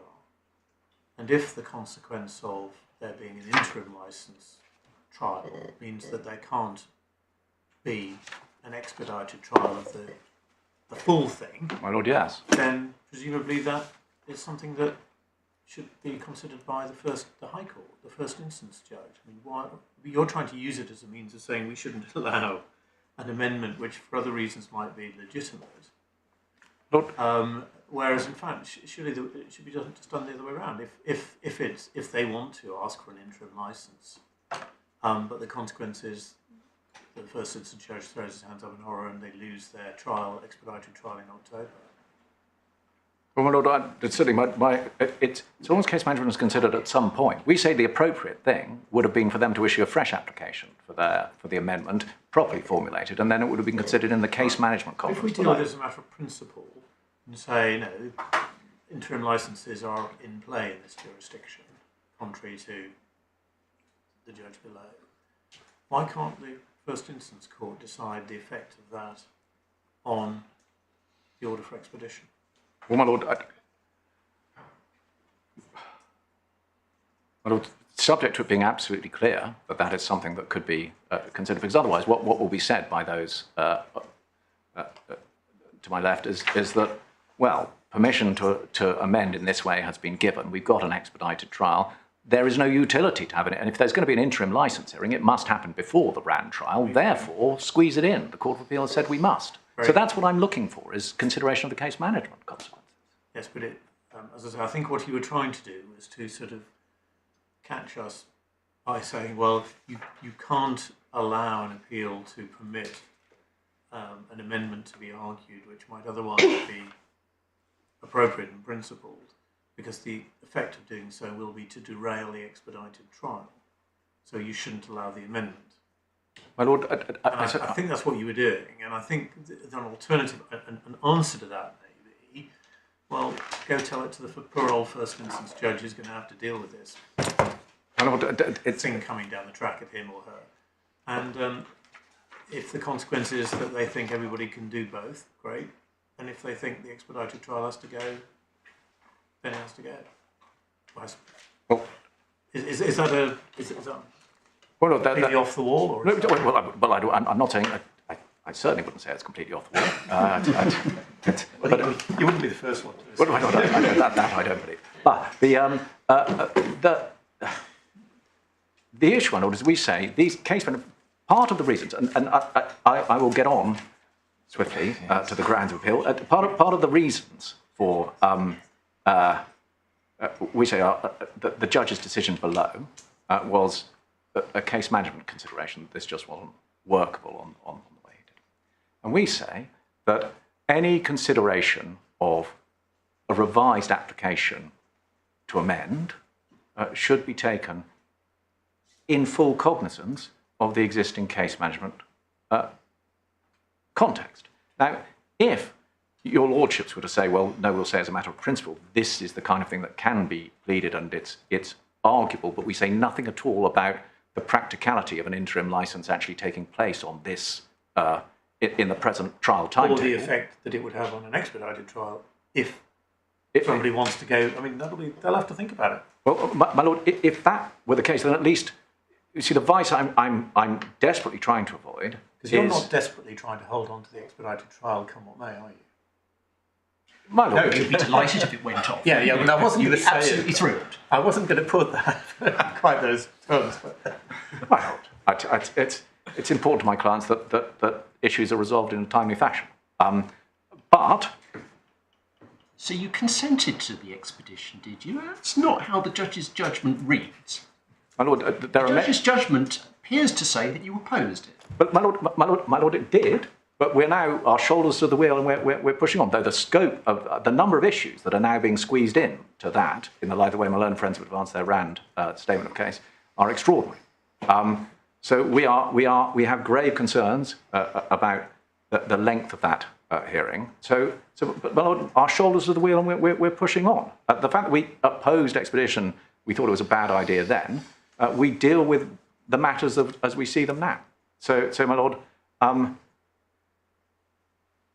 What we are trying to avoid is consideration of my learned friend's application to amend to bring in an interim licence, in the messy and ill-particularised way in which he's doing it now with the inconsistencies that we've done, but also absent consideration of the case management decisions, which is why we said he should just issue a fresh application and get on with it rather than doing it by way of appeal. So, on that, I'm going to. Time marches swiftly on, and I have the. So let me take your lordships. Just see what I should.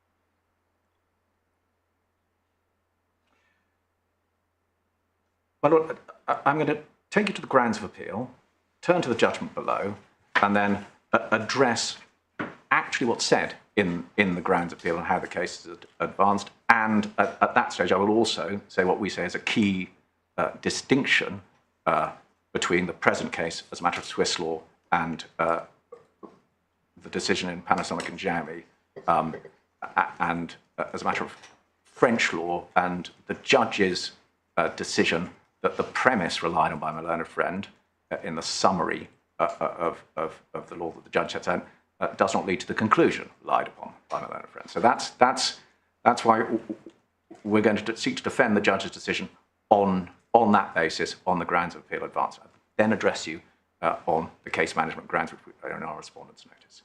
I think that should, if I speed up, that will get us through to the finish. You've been very much dependent on judicial intervention, Mr. Moody Stewart, so we'll try to do better. My lord, so you couldn't do better. All is perfect. It's helpful to have questions asked. It allows me to identify my submissions that are causing concern. Right, so the grounds of appeal. Just, I don't think we've looked at them, but I'm not sure. So they're at tab 4.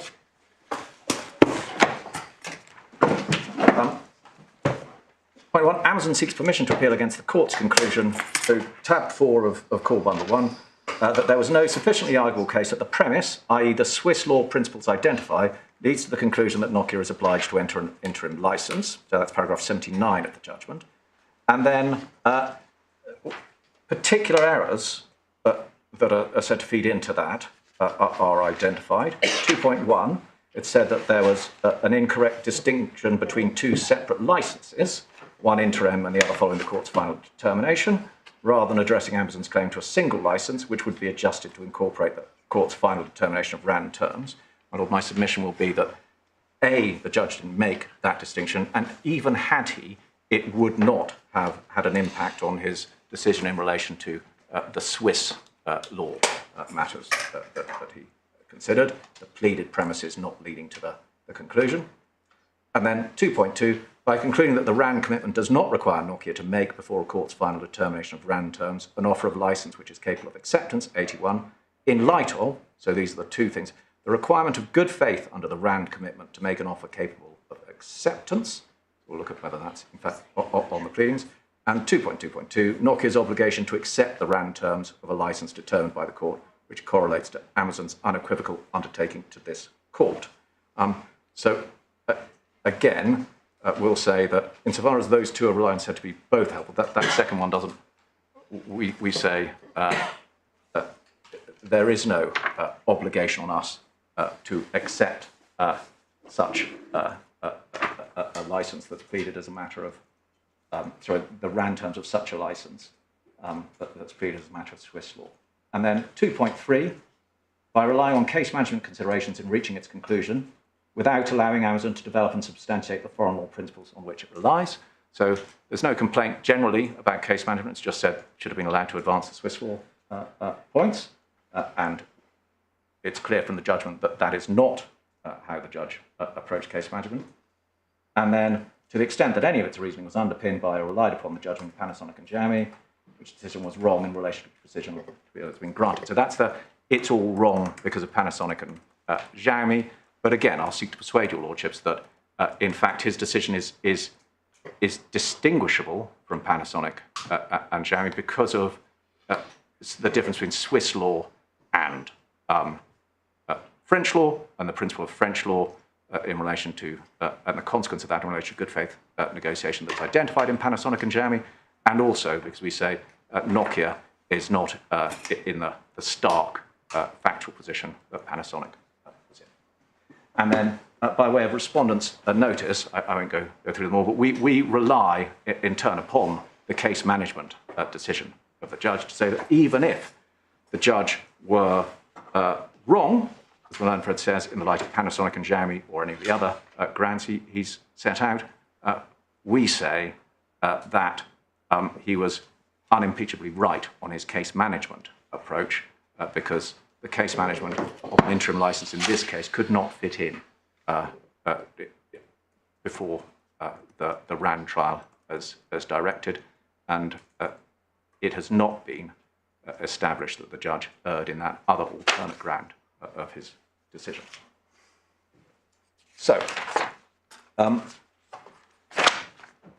again, briefly, turning to the judge's decision, tab 35, page 219.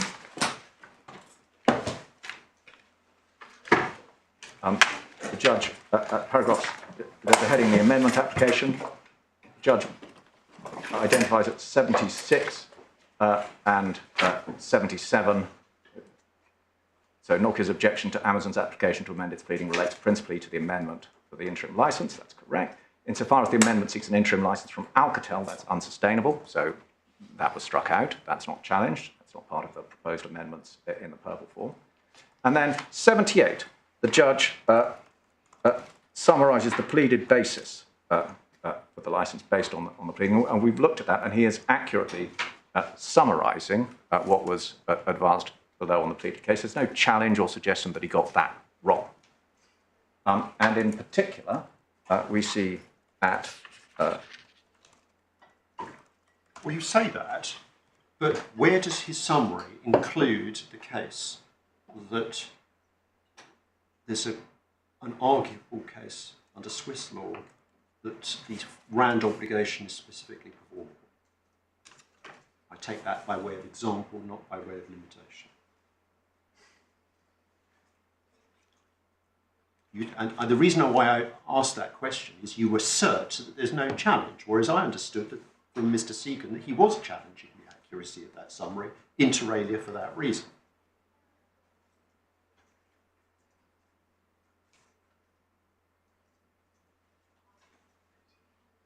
My Lord, at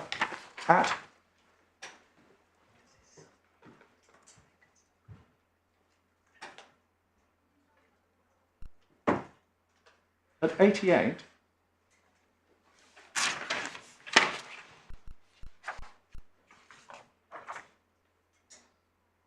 no, that's Mr. Segan addressing Panasonic and Jan.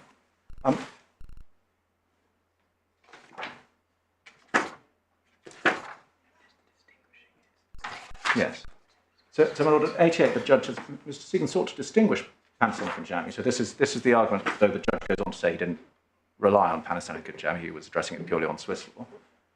First, he said that under French law, which governs the ETSI regime, there's no remedy of specific performance. He says, I don't see the relevance of that.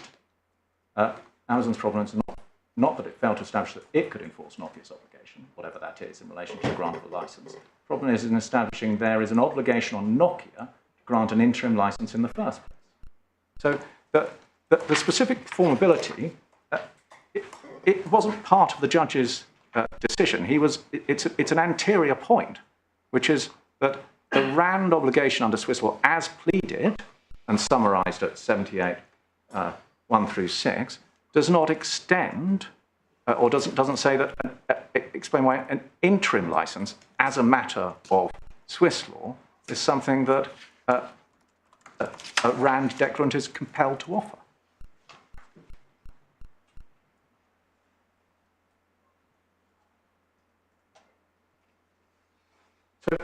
So, those Swiss law principles, it's not, so at 79, where the judge says, in my judgment, there's no sufficiently arguable case at the premise, the Swiss law principles identified leads to a conclusion that Nokia is obliged to enter an interim license. That's not engaging with specific performability or lack of it. It's to do with what is the nature of the good faith obligation under the RAND principles under the ITU declaration, not whether they could then be compelled to deal with them, my Lord.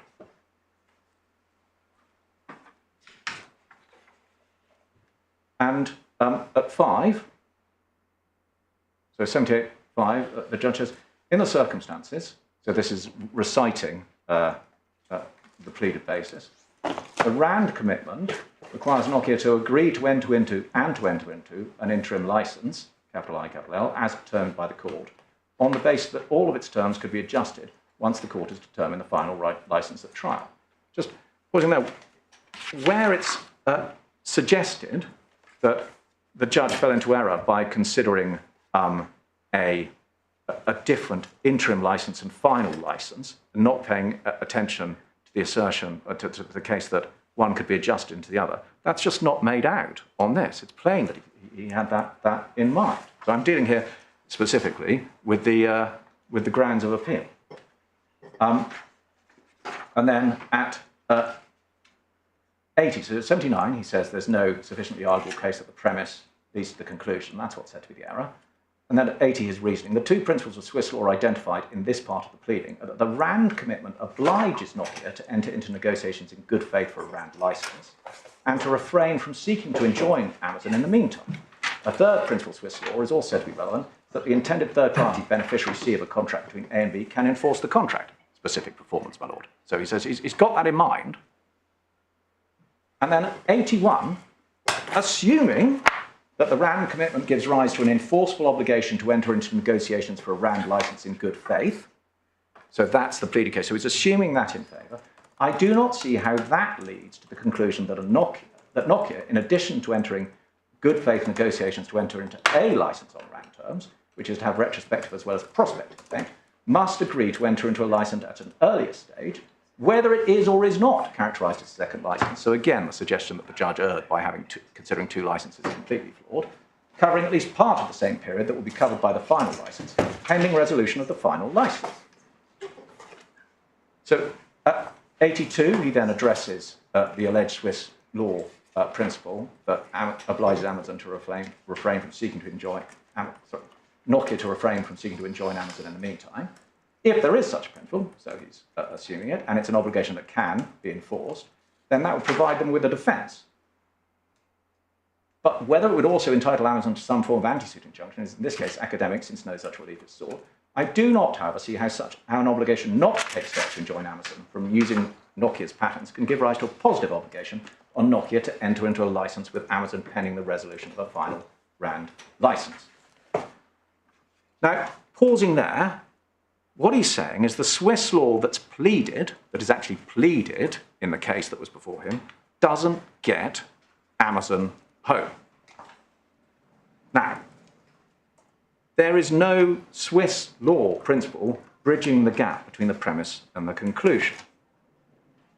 Now, crucially, in Panasonic and Xiaomi, and I do rely on this as a distinction in the Court of Appeal, at paragraph 48 and 49, there is a principle of French law that bridges the gap that is identified.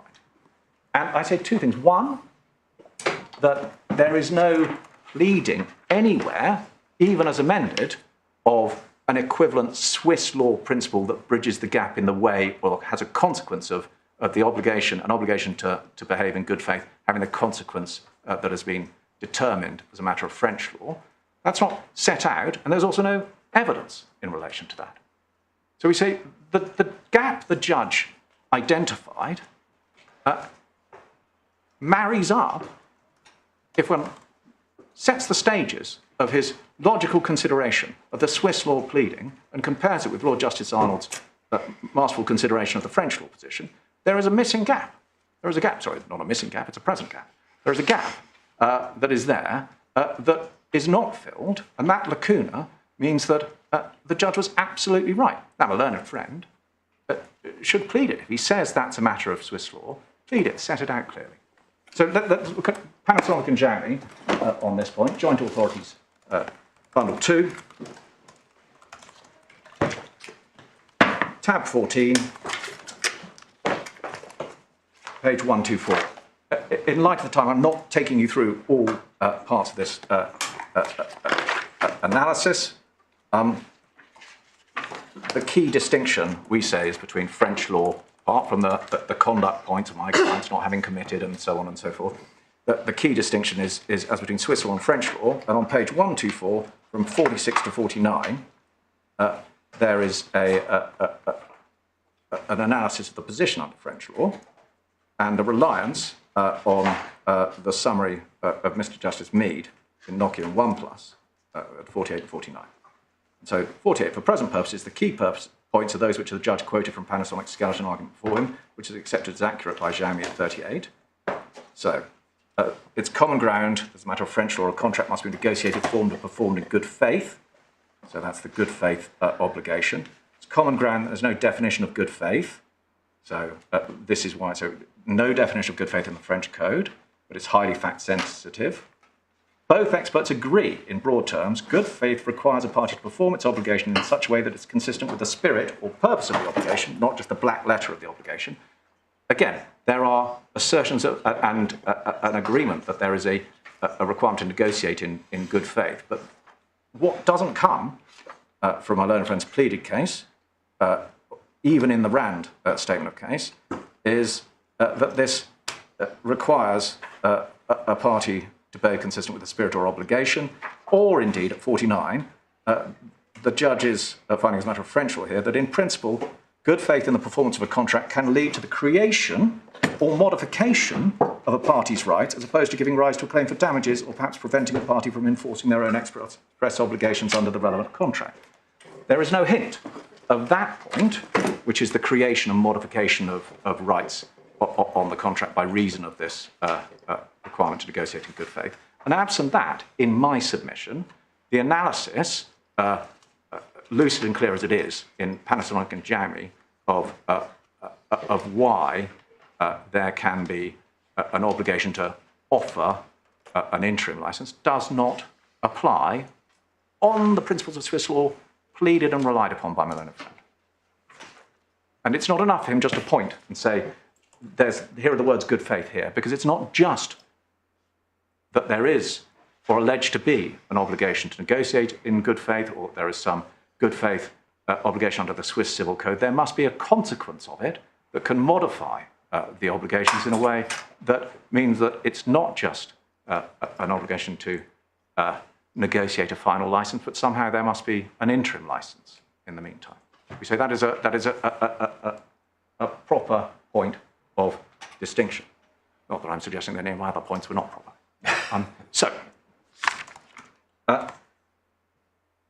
So we also say that ground 2.4 of the appeal, which I took your lordships to, which said that the learned judge was wrong to be influenced, or his reasoning to be underpinned by the reasoning in Panasonic and Xiaomi at first instance, insofar as that, as it is now, it's been held to be wrong.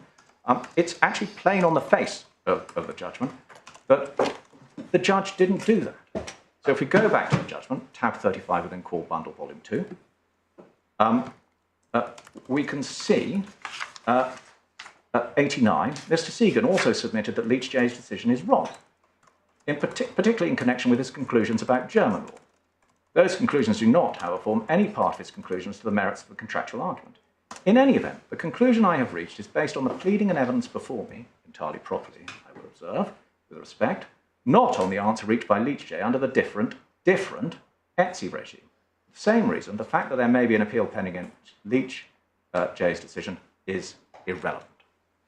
So we say, that's correct. It's not to say that my learned friend can't put together a case which actually fleshes out why he now says Swiss law least has the same position as comes through in Panasonic and Xiaomi. We say he just hasn't done so yet, and even on his amended case on the appeal, and he certainly hadn't done so as before Mr. Justice Zaccaroli in light of the amendment put forward on the 12th of July. Paragraph 90, moving on to the issue of case management. This is, first I'll deal with my learned friend's objection on case management grounds of the appeal. What's said is that he was wrong insofar as he relied on case management because such matters, he was wrong to do so without giving the opportunity to substantiate their case as a matter of Swiss law. Paragraph 90, there is no mention of Swiss law. He says, irrespective of the lack of merit in the claim, I would have been inclined to refuse, on case management grounds, to give directions for resolution of the terms of an interim licence. And my Lord Justice Newey put to me that isn't this not in fact refusing permission to amend, it's something else. In my submission, it properly and fairly read, this is an alternate ground for refusing permission to amend, otherwise it makes no sense. Why would he mention it here? On Amazon's argument, the interim licence would have to be on RAND terms. Again, that's still their pleaded case. The RAND commitment could not conceivably oblige Nokia to enter even an interim licence on terms which are not RAND, even if Amazon wanted that on an interim basis. Again, leaving to one side the decision that there may be, in the context of Panasonic and Xiaomi, a capability of directing an interim licence where the particular sum of money paid is not RAND on anyone's case. What's being suggested here, what's the subject of the interim licence in issue here, is the scope of the licence, not just the money, but the patents and claims of patents to which it extends. And that's not being remedied by my learned friend's narrowing of his offer. There is still a dispute that would have to be resolved as to the scope of the licence, and it's still a dispute where, on my learned friend's case, what he says should be imposed is not RAND. And also, on our case, we say it extends to encoding rather than decoding claims. We say also not RAND. I've got as far as the terms which are not RAND, even if Amazon wanted to do that on an interim basis. I do not see how the complexities, including on the crucial issue of scope, I refer you to my earlier submissions, which arise in determining a final RAND license can be avoided in determining the interim license. The notion that the latter exercise could be undertaken in a few days is wholly unrealistic. It would be a waste of the parties and the court's resources to hold the two RAND trials. We say, my lords, that is self-evidently correct. And which bit of it? I mean, there's a number of points rolled up there, aren't there? So, I mean, is it the case that is he right to say that the determination complexities that will arise on determining a final RAND license are the same as those which are in play in determining an interim license? my lord, on the case advanced before him, yes, because the scope that was contended for, all issues of scope would have been before him, both NEPs and SEPs. On the case now sought to be advanced, there is a very significant overlap because there is a dispute as to the scope of the license concerning encoding rather than decoding claims, which will require technical evidence. Right, but it isn't the case as a matter of concept that an interim license is just a complete rehearsal. So the determination of an application as to whether there should be an interim license is not always a complete dress rehearsal for the trial of the final RAND license. My lord, you're correct. It is not always. It is not. It depends on the nature of the dispute. There will be some overlap inevitably. Well, my lord, actually, there may not be in some cases. In some cases, assume there is absolute unity between the parties as to the scope of the license, yeah? Which is not rare in RAND cases. It's in this case because we say Amazon are taking a peculiar approach. But assume we're talking about standard essential patterns in relation to a particular standard. And the only dispute was people accepted the term, people accepted all those things, but it's just about money. Then you could determine on an interim basis money without determining scope, and you wouldn't be doing it on the same basis as the final basis because you're not saying, you're leaving that could be trued up, you might say. So on that assumption, yes, just not here, where scope is writ large. And so there is a real risk on interim license cases that there will be a very significant case management burden and overlap between the two, which would be wasteful of court resources. And we say that is particularly the case here. And that's, the judge was right to hold that. So when your Lord Justice Snowden, when you ask me which bits do I say are correct, you're like Marlon Brando, what do you got? All of them, my Lord. We say with each of them as they go through, in any combination and permutation. But actually, in all seriousness, it is he's right that the complexities on this particular case, on the crucial issue of scope, would arise both in the final RAND determination and here. And that also includes on the issue of specific performance as a matter of Swiss law, is sought to be considered. So we say, on case management grounds, the judge was right, and even more so now. And I'm not going to take you through them. It's set out in my skeleton. I'll resort to that in the light of the time available. But the case management approaches are summarised, in particular, under paragraph 76 of my skeleton. One final point, which is, we say, an important issue in the present case, which should feed into the question of whether, as a matter of principle, not case management, matter of principle, there should be permission given to amend. We say the issue of comity is particularly stark here. So assume against me that my submissions on Swiss law and good faith are wrong-headed, and it's open to my learned friend to run that point, and so there is justification for the Swiss law premises leading to the Swiss law conclusion that we are obliged to do something with an interim license. Sorry, can you just enlighten me as to where this fits into the analysis? Because comity was not part of the judge's reasoning. Is it one of your respondents' notice grounds?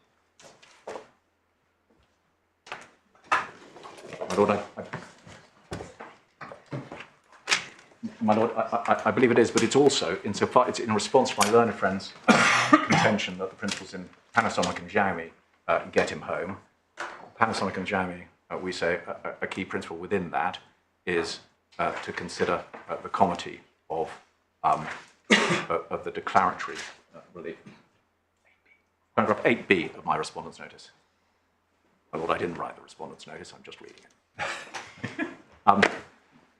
So we say here, in particular, because this is a case where there are decisions. Yes, okay, but so analytically, the proposition is that we should decide summarily that the relief sought would be contrary to comity. That's proposition, yes? My lord, you should decide summarily on the basis of the case now advanced, which has shifted from being one to do with the entirety of the Nokia video portfolio as they rely on it, including matters that were brought and infringement cases that are still live here, to what is now a case that concerns only the Codex SEPS, which we say is not engaged by anything in this jurisdiction. That is enough that on my learned friend's pleaded case, he doesn't establish that as a matter of comity this is appropriate. So that was a yes, my lord. My question is yes or no? My lord, it's yes. Yes question. So you say we should decide summarily that this would be contrary to comity. My lord, yes. Right, thank you.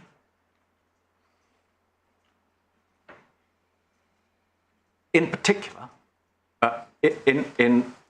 in light of, and my lord, yes, these were not decisions that were available or run, but in light of what we say, the findings of the ITC in the US and indeed the Munich court, and indeed the stated case. Remind me, how do we take those into account? Well, my lord, that's part of the, again, there are a lot of overlapping parts of these submissions.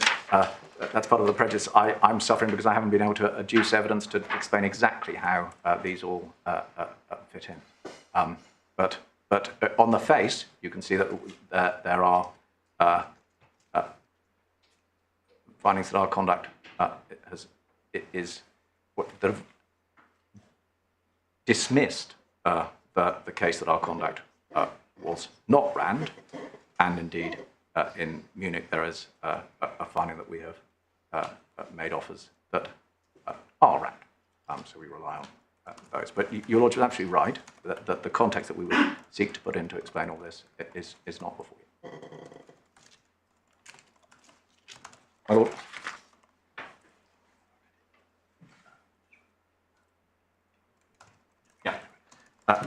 And one final point on this. It's said, and in the context of the Munich decision in particular, that all that is being done is so that it's not obviously un-RAND. I refer you, I don't have time to go to it myself, but paragraph 180 of the Munich decision sets out what we say we run findings that the comparables that are relied upon by Nokia and referred to there are accepted by the market. We say that goes beyond the normal position that is in such German proceedings.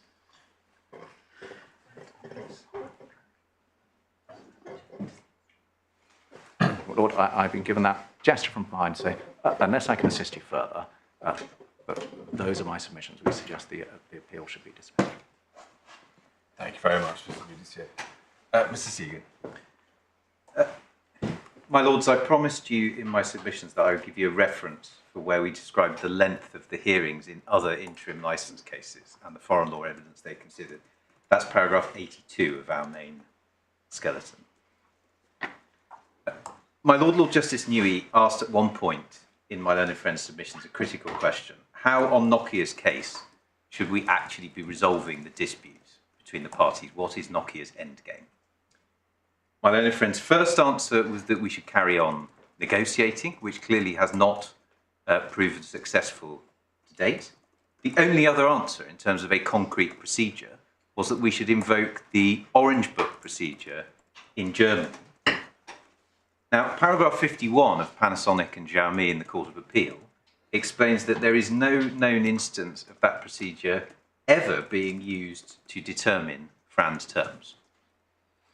That process is described in the High Court decision in Panasonic and Xiaomi at paragraphs 54 to 56. I don't have time to go there, but what you will see critically is that it involves scrutinising and potentially adjusting only the offer which has been made for the purposes of invoking section 315 of the German Civil Code.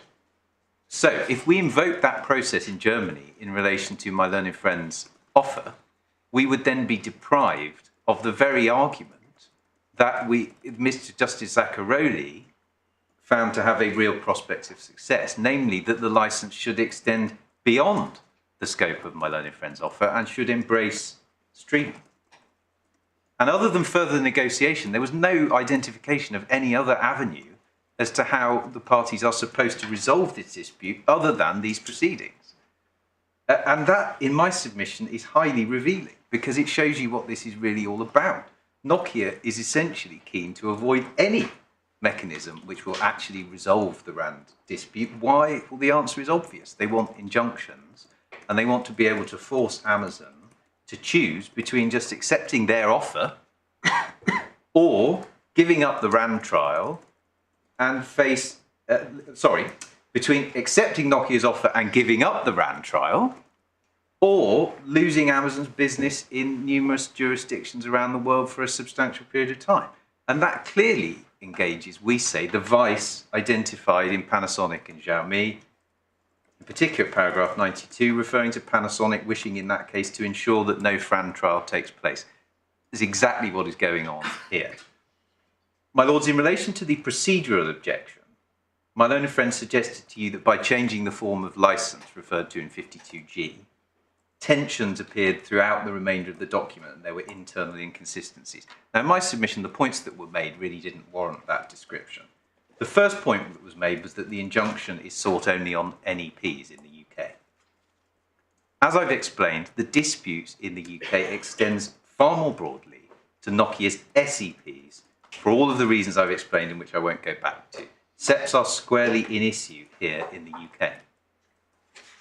Panasonic and Xiaomi is not about UK injunctions. Xiaomi would not likewise have been subjected to a UK injunction on a UK SEP without RAND terms having been determined. That's not the useful purpose. The useful purpose was forcing Panasonic to think again as to its position in the global dispute, given that the global dispute is before this court. The second point that was made was that paragraph 52J referred to seeking an interim licence unless Nokia withdrew all of its requests for injunctions. That remains the case. Nokia has not indicated that it's going to withdraw all of its requests for injunctions. The third point was about the useful purpose at paragraph 52K, and that was based on the pure assertion. Sorry, I think you've gone past a point which maybe you're going to deal with in a different place, but I thought the first point was that 52G and the 30th of May offer that we are now looking at, I think, for your purposes, doesn't include nets. Yes, my lord. And therefore it's the low-hanging fruit that was identified, as Yes. Lady Stewart put it, is that you can't save your attempted amendment of paragraph 36 at page 162 by your amendment of paragraph 52G. This is the defence and counterclaim, paragraph 36. And in my submission, all that that paragraph does is describe the interim licence which is being sought in the Part 20 claim. And of course, RAND is, for all the reasons I've explained, the scope of the RAND licence is squarely in issue. Hang on a second, wait a minute. Yeah. Sorry, I'm not sure that's quite right. Because your remedy, the relief you seek in the defence and counterclaim at tab 32 goes on to piggyback a whole load of claims, BA, 3B, 3C and 3D. Yes, that's right. And we do continue to seek the relief that's described there is the declaration of the terms of the interim licence. And the reason that that remains relevant to the UK proceedings is the reason that I explained this morning, which is that not only is the scope of the RAND license relevant to the defence to NEP infringement in the UK, but more fundamentally than that, the counterclaim seeks a determination of RAND in relation to two specific SEPs put in issue, Nokia SEPs put in issue here in the UK. So the RAND licence under UK SEPs clearly is an issue for the court on any view. Sorry, I'm struggling. I'll just give it. I know we've got limited time, but if the interim licence, as it will be defined in your amended paragraph 52G when we see it, doesn't relate to it doesn't relate to NEPs. And paragraph 16 of this document, this thing points out that as far as the Alcatel video portfolio consists exclusively of NEPs, what has your amendment got to bring to the party, if you like, in relation to the pleading at tab 32? It just doesn't have anything to do with it, does it? It's part. My lord, I think I've already made my point. It's part of the UK dispute because RAND and SEPs are part of the UK dispute, including in the claim brought by Alcatel. But in a sense, it doesn't matter because in the Part 20 claim, it's pleaded out at great length. The point I made was solely whether you had an answer to the low-hanging fruit that was identified. I understand it's a completely different point insofar as it relates to the Part 20 claim.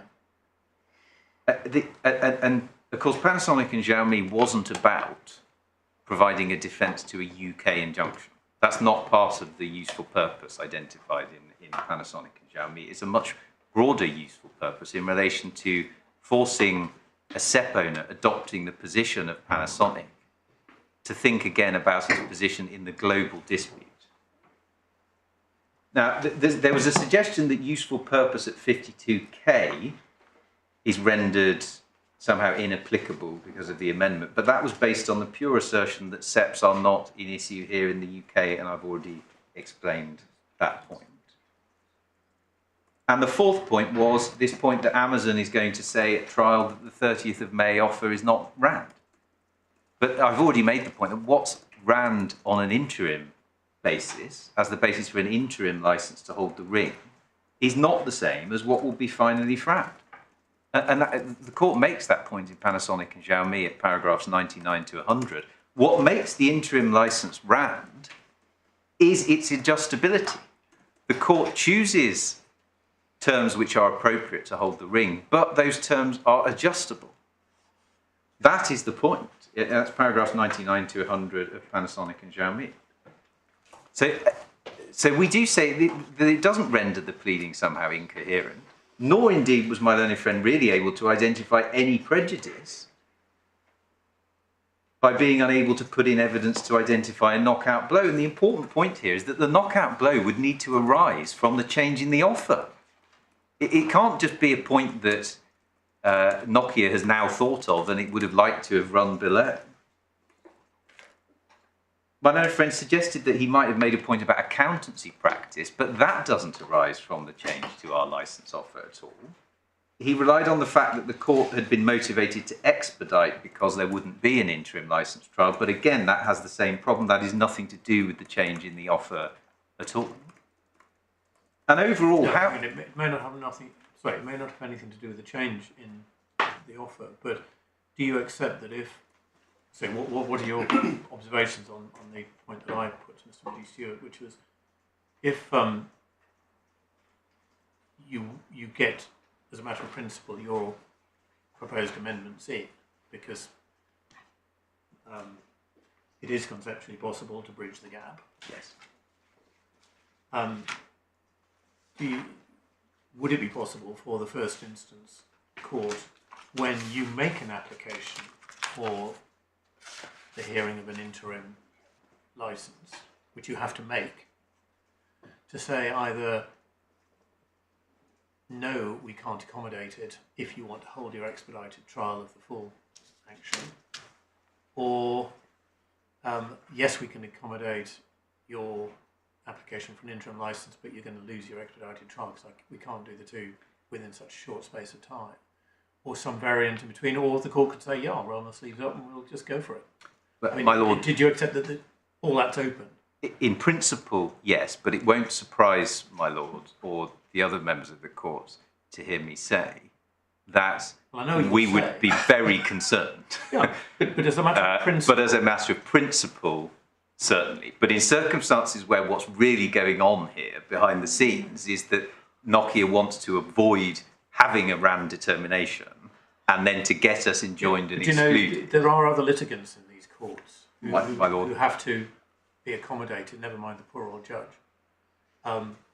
So that as a matter of principle, it would be, if you want your amendment to seek an interim licence, it would be open to a judge to take a look at whether it was still practical, feasible, given the state of the lists, etc., to fit in whatever length an interim licence application would be and the expedited trial, or effectively force you to choose one or other if that's what's required. Quite so, my lord. That must, in principle, be open in the High Court. The reason I make the points I make is that I don't want it to be suggested that I was accepting that that's something that should happen. Mr. Moody Stewart characterised you, he didn't want you to be able to bank your expedited trial and then say you're entitled to have both your cake and eat. Yes, and I see that. In relation to case management, the court has my submissions that this wasn't a basis on which amendment was refused, and the court's seen what the judge said about that. But in any event, that reasoning was premised expressly on the basis that 2 RAND trials would be required, and the court has made clear in Panasonic and Xiaomi that that's simply not the case.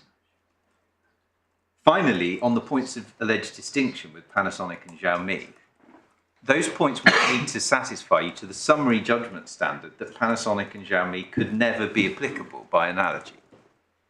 And they really don't meet that standard. The first point that was made is, well, here the infringement case only concerns non-essential patents. Well, I've already given the answer to that. RAND arises as part of our defence to NEP infringement and on our counterclaim. The second distinction was that Nokia has given no undertaking and therefore the English court might not determine RAND. Well, in our submission, the refusal of the SEP owner to give an undertaking can't be a reason. I've already addressed it. It can't be a reason for the court to throw up its hands and give up. And indeed, Panasonic and Xiaomi addresses that precise question in the context of Panasonic's alleged refusal to offer whatever the court determined. The third point, and I sensed probably the most important point of distinction that my learned friend was making, was in relation to good faith. He said that there was no pleading that good faith can lead to any modification of what would otherwise be the party's obligations under the contract. Now, that's simply not right. I showed the court at some length what we plead. We very clearly plead that there's a duty to negotiate, to make offers in good faith, which includes an obligation to perform in good faith. And of course, a duty to perform in good faith is exactly what the court was concerned with in Panasonic and Xiaomi.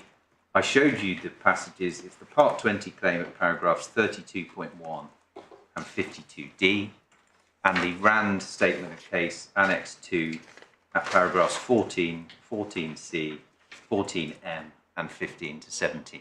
The RAND statement of case postdates the decision, does it? It does, my lord, it does. But the Part 20 claim is quite sufficient on its own, not least 32.1, which is in fact, as I pointed out earlier, materially admitted by Nokia. But in 32.1, if it's the one I'm saying, page 176. Yes, my lord. So it says, the obligation is to enter into good faith negotiations in respect of and to offer worldwide licenses to the SEPs on reasonable and non-discriminatory terms and conditions. Does that include offering interim licenses, which may not be on such terms? My lord, I think that follows inevitably from applying the logic in Panasonic and Xiaomi. That's the question that the court was considering there. Well,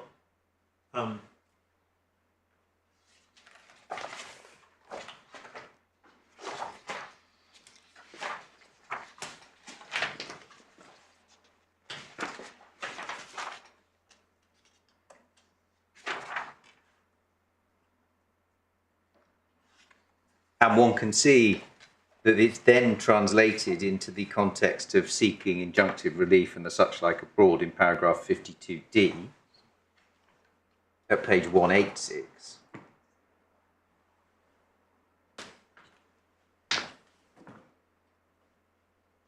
And then 52F, which pleads that the RAN commitment, which we've already pleaded in 32.1, entails the duty of good faith.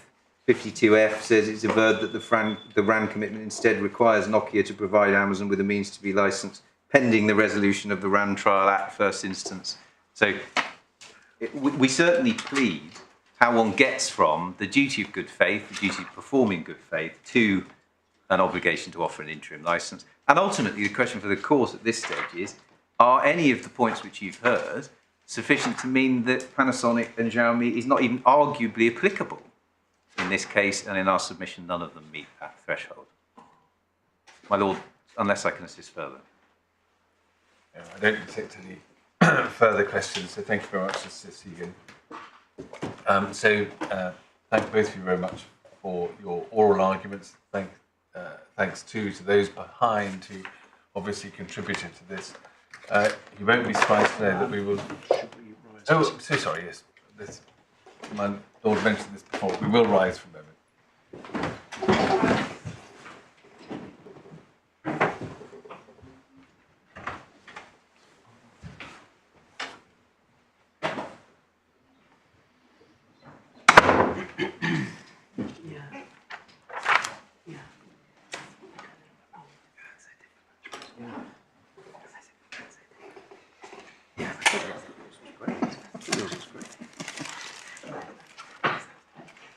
Actually, seriously, if I had more time, I would have fleshed that out.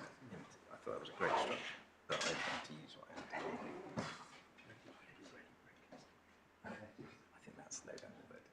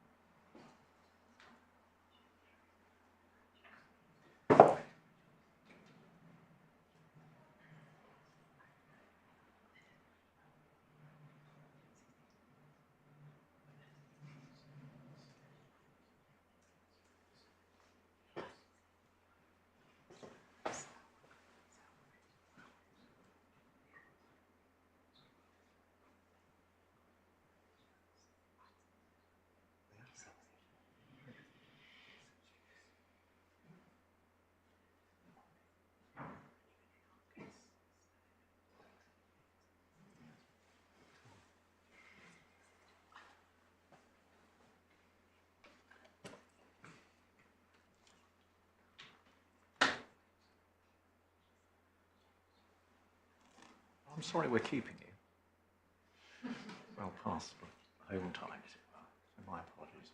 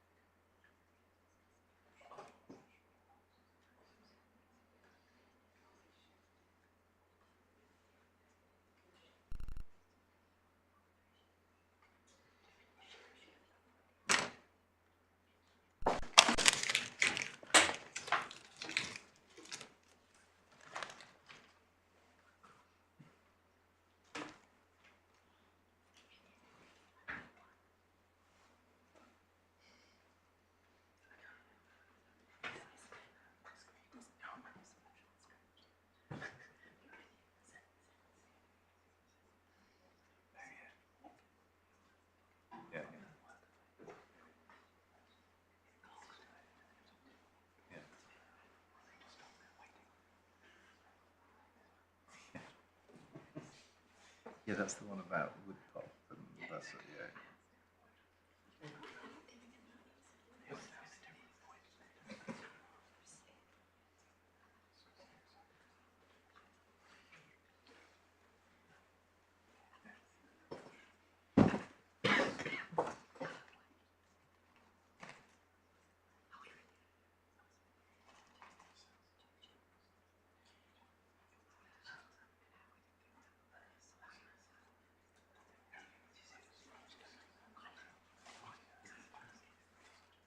Yes. Yeah.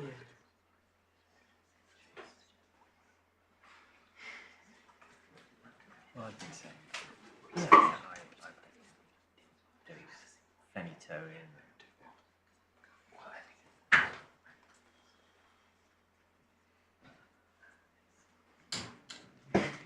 I was actually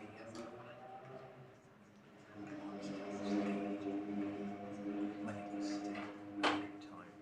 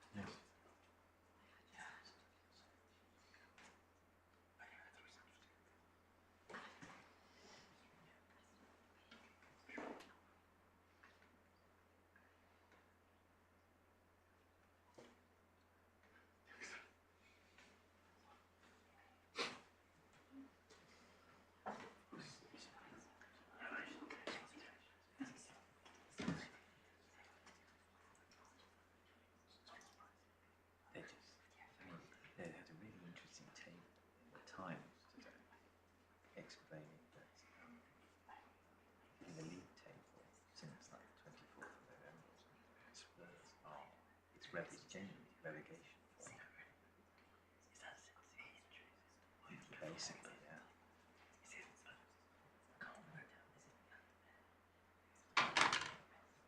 Yeah, also Romero, and they're the back two.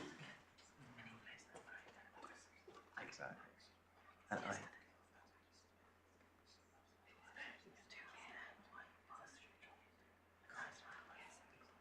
I think it's a big part of the problem. Actually, I think the injuries are part of the cause, by the way. Yeah.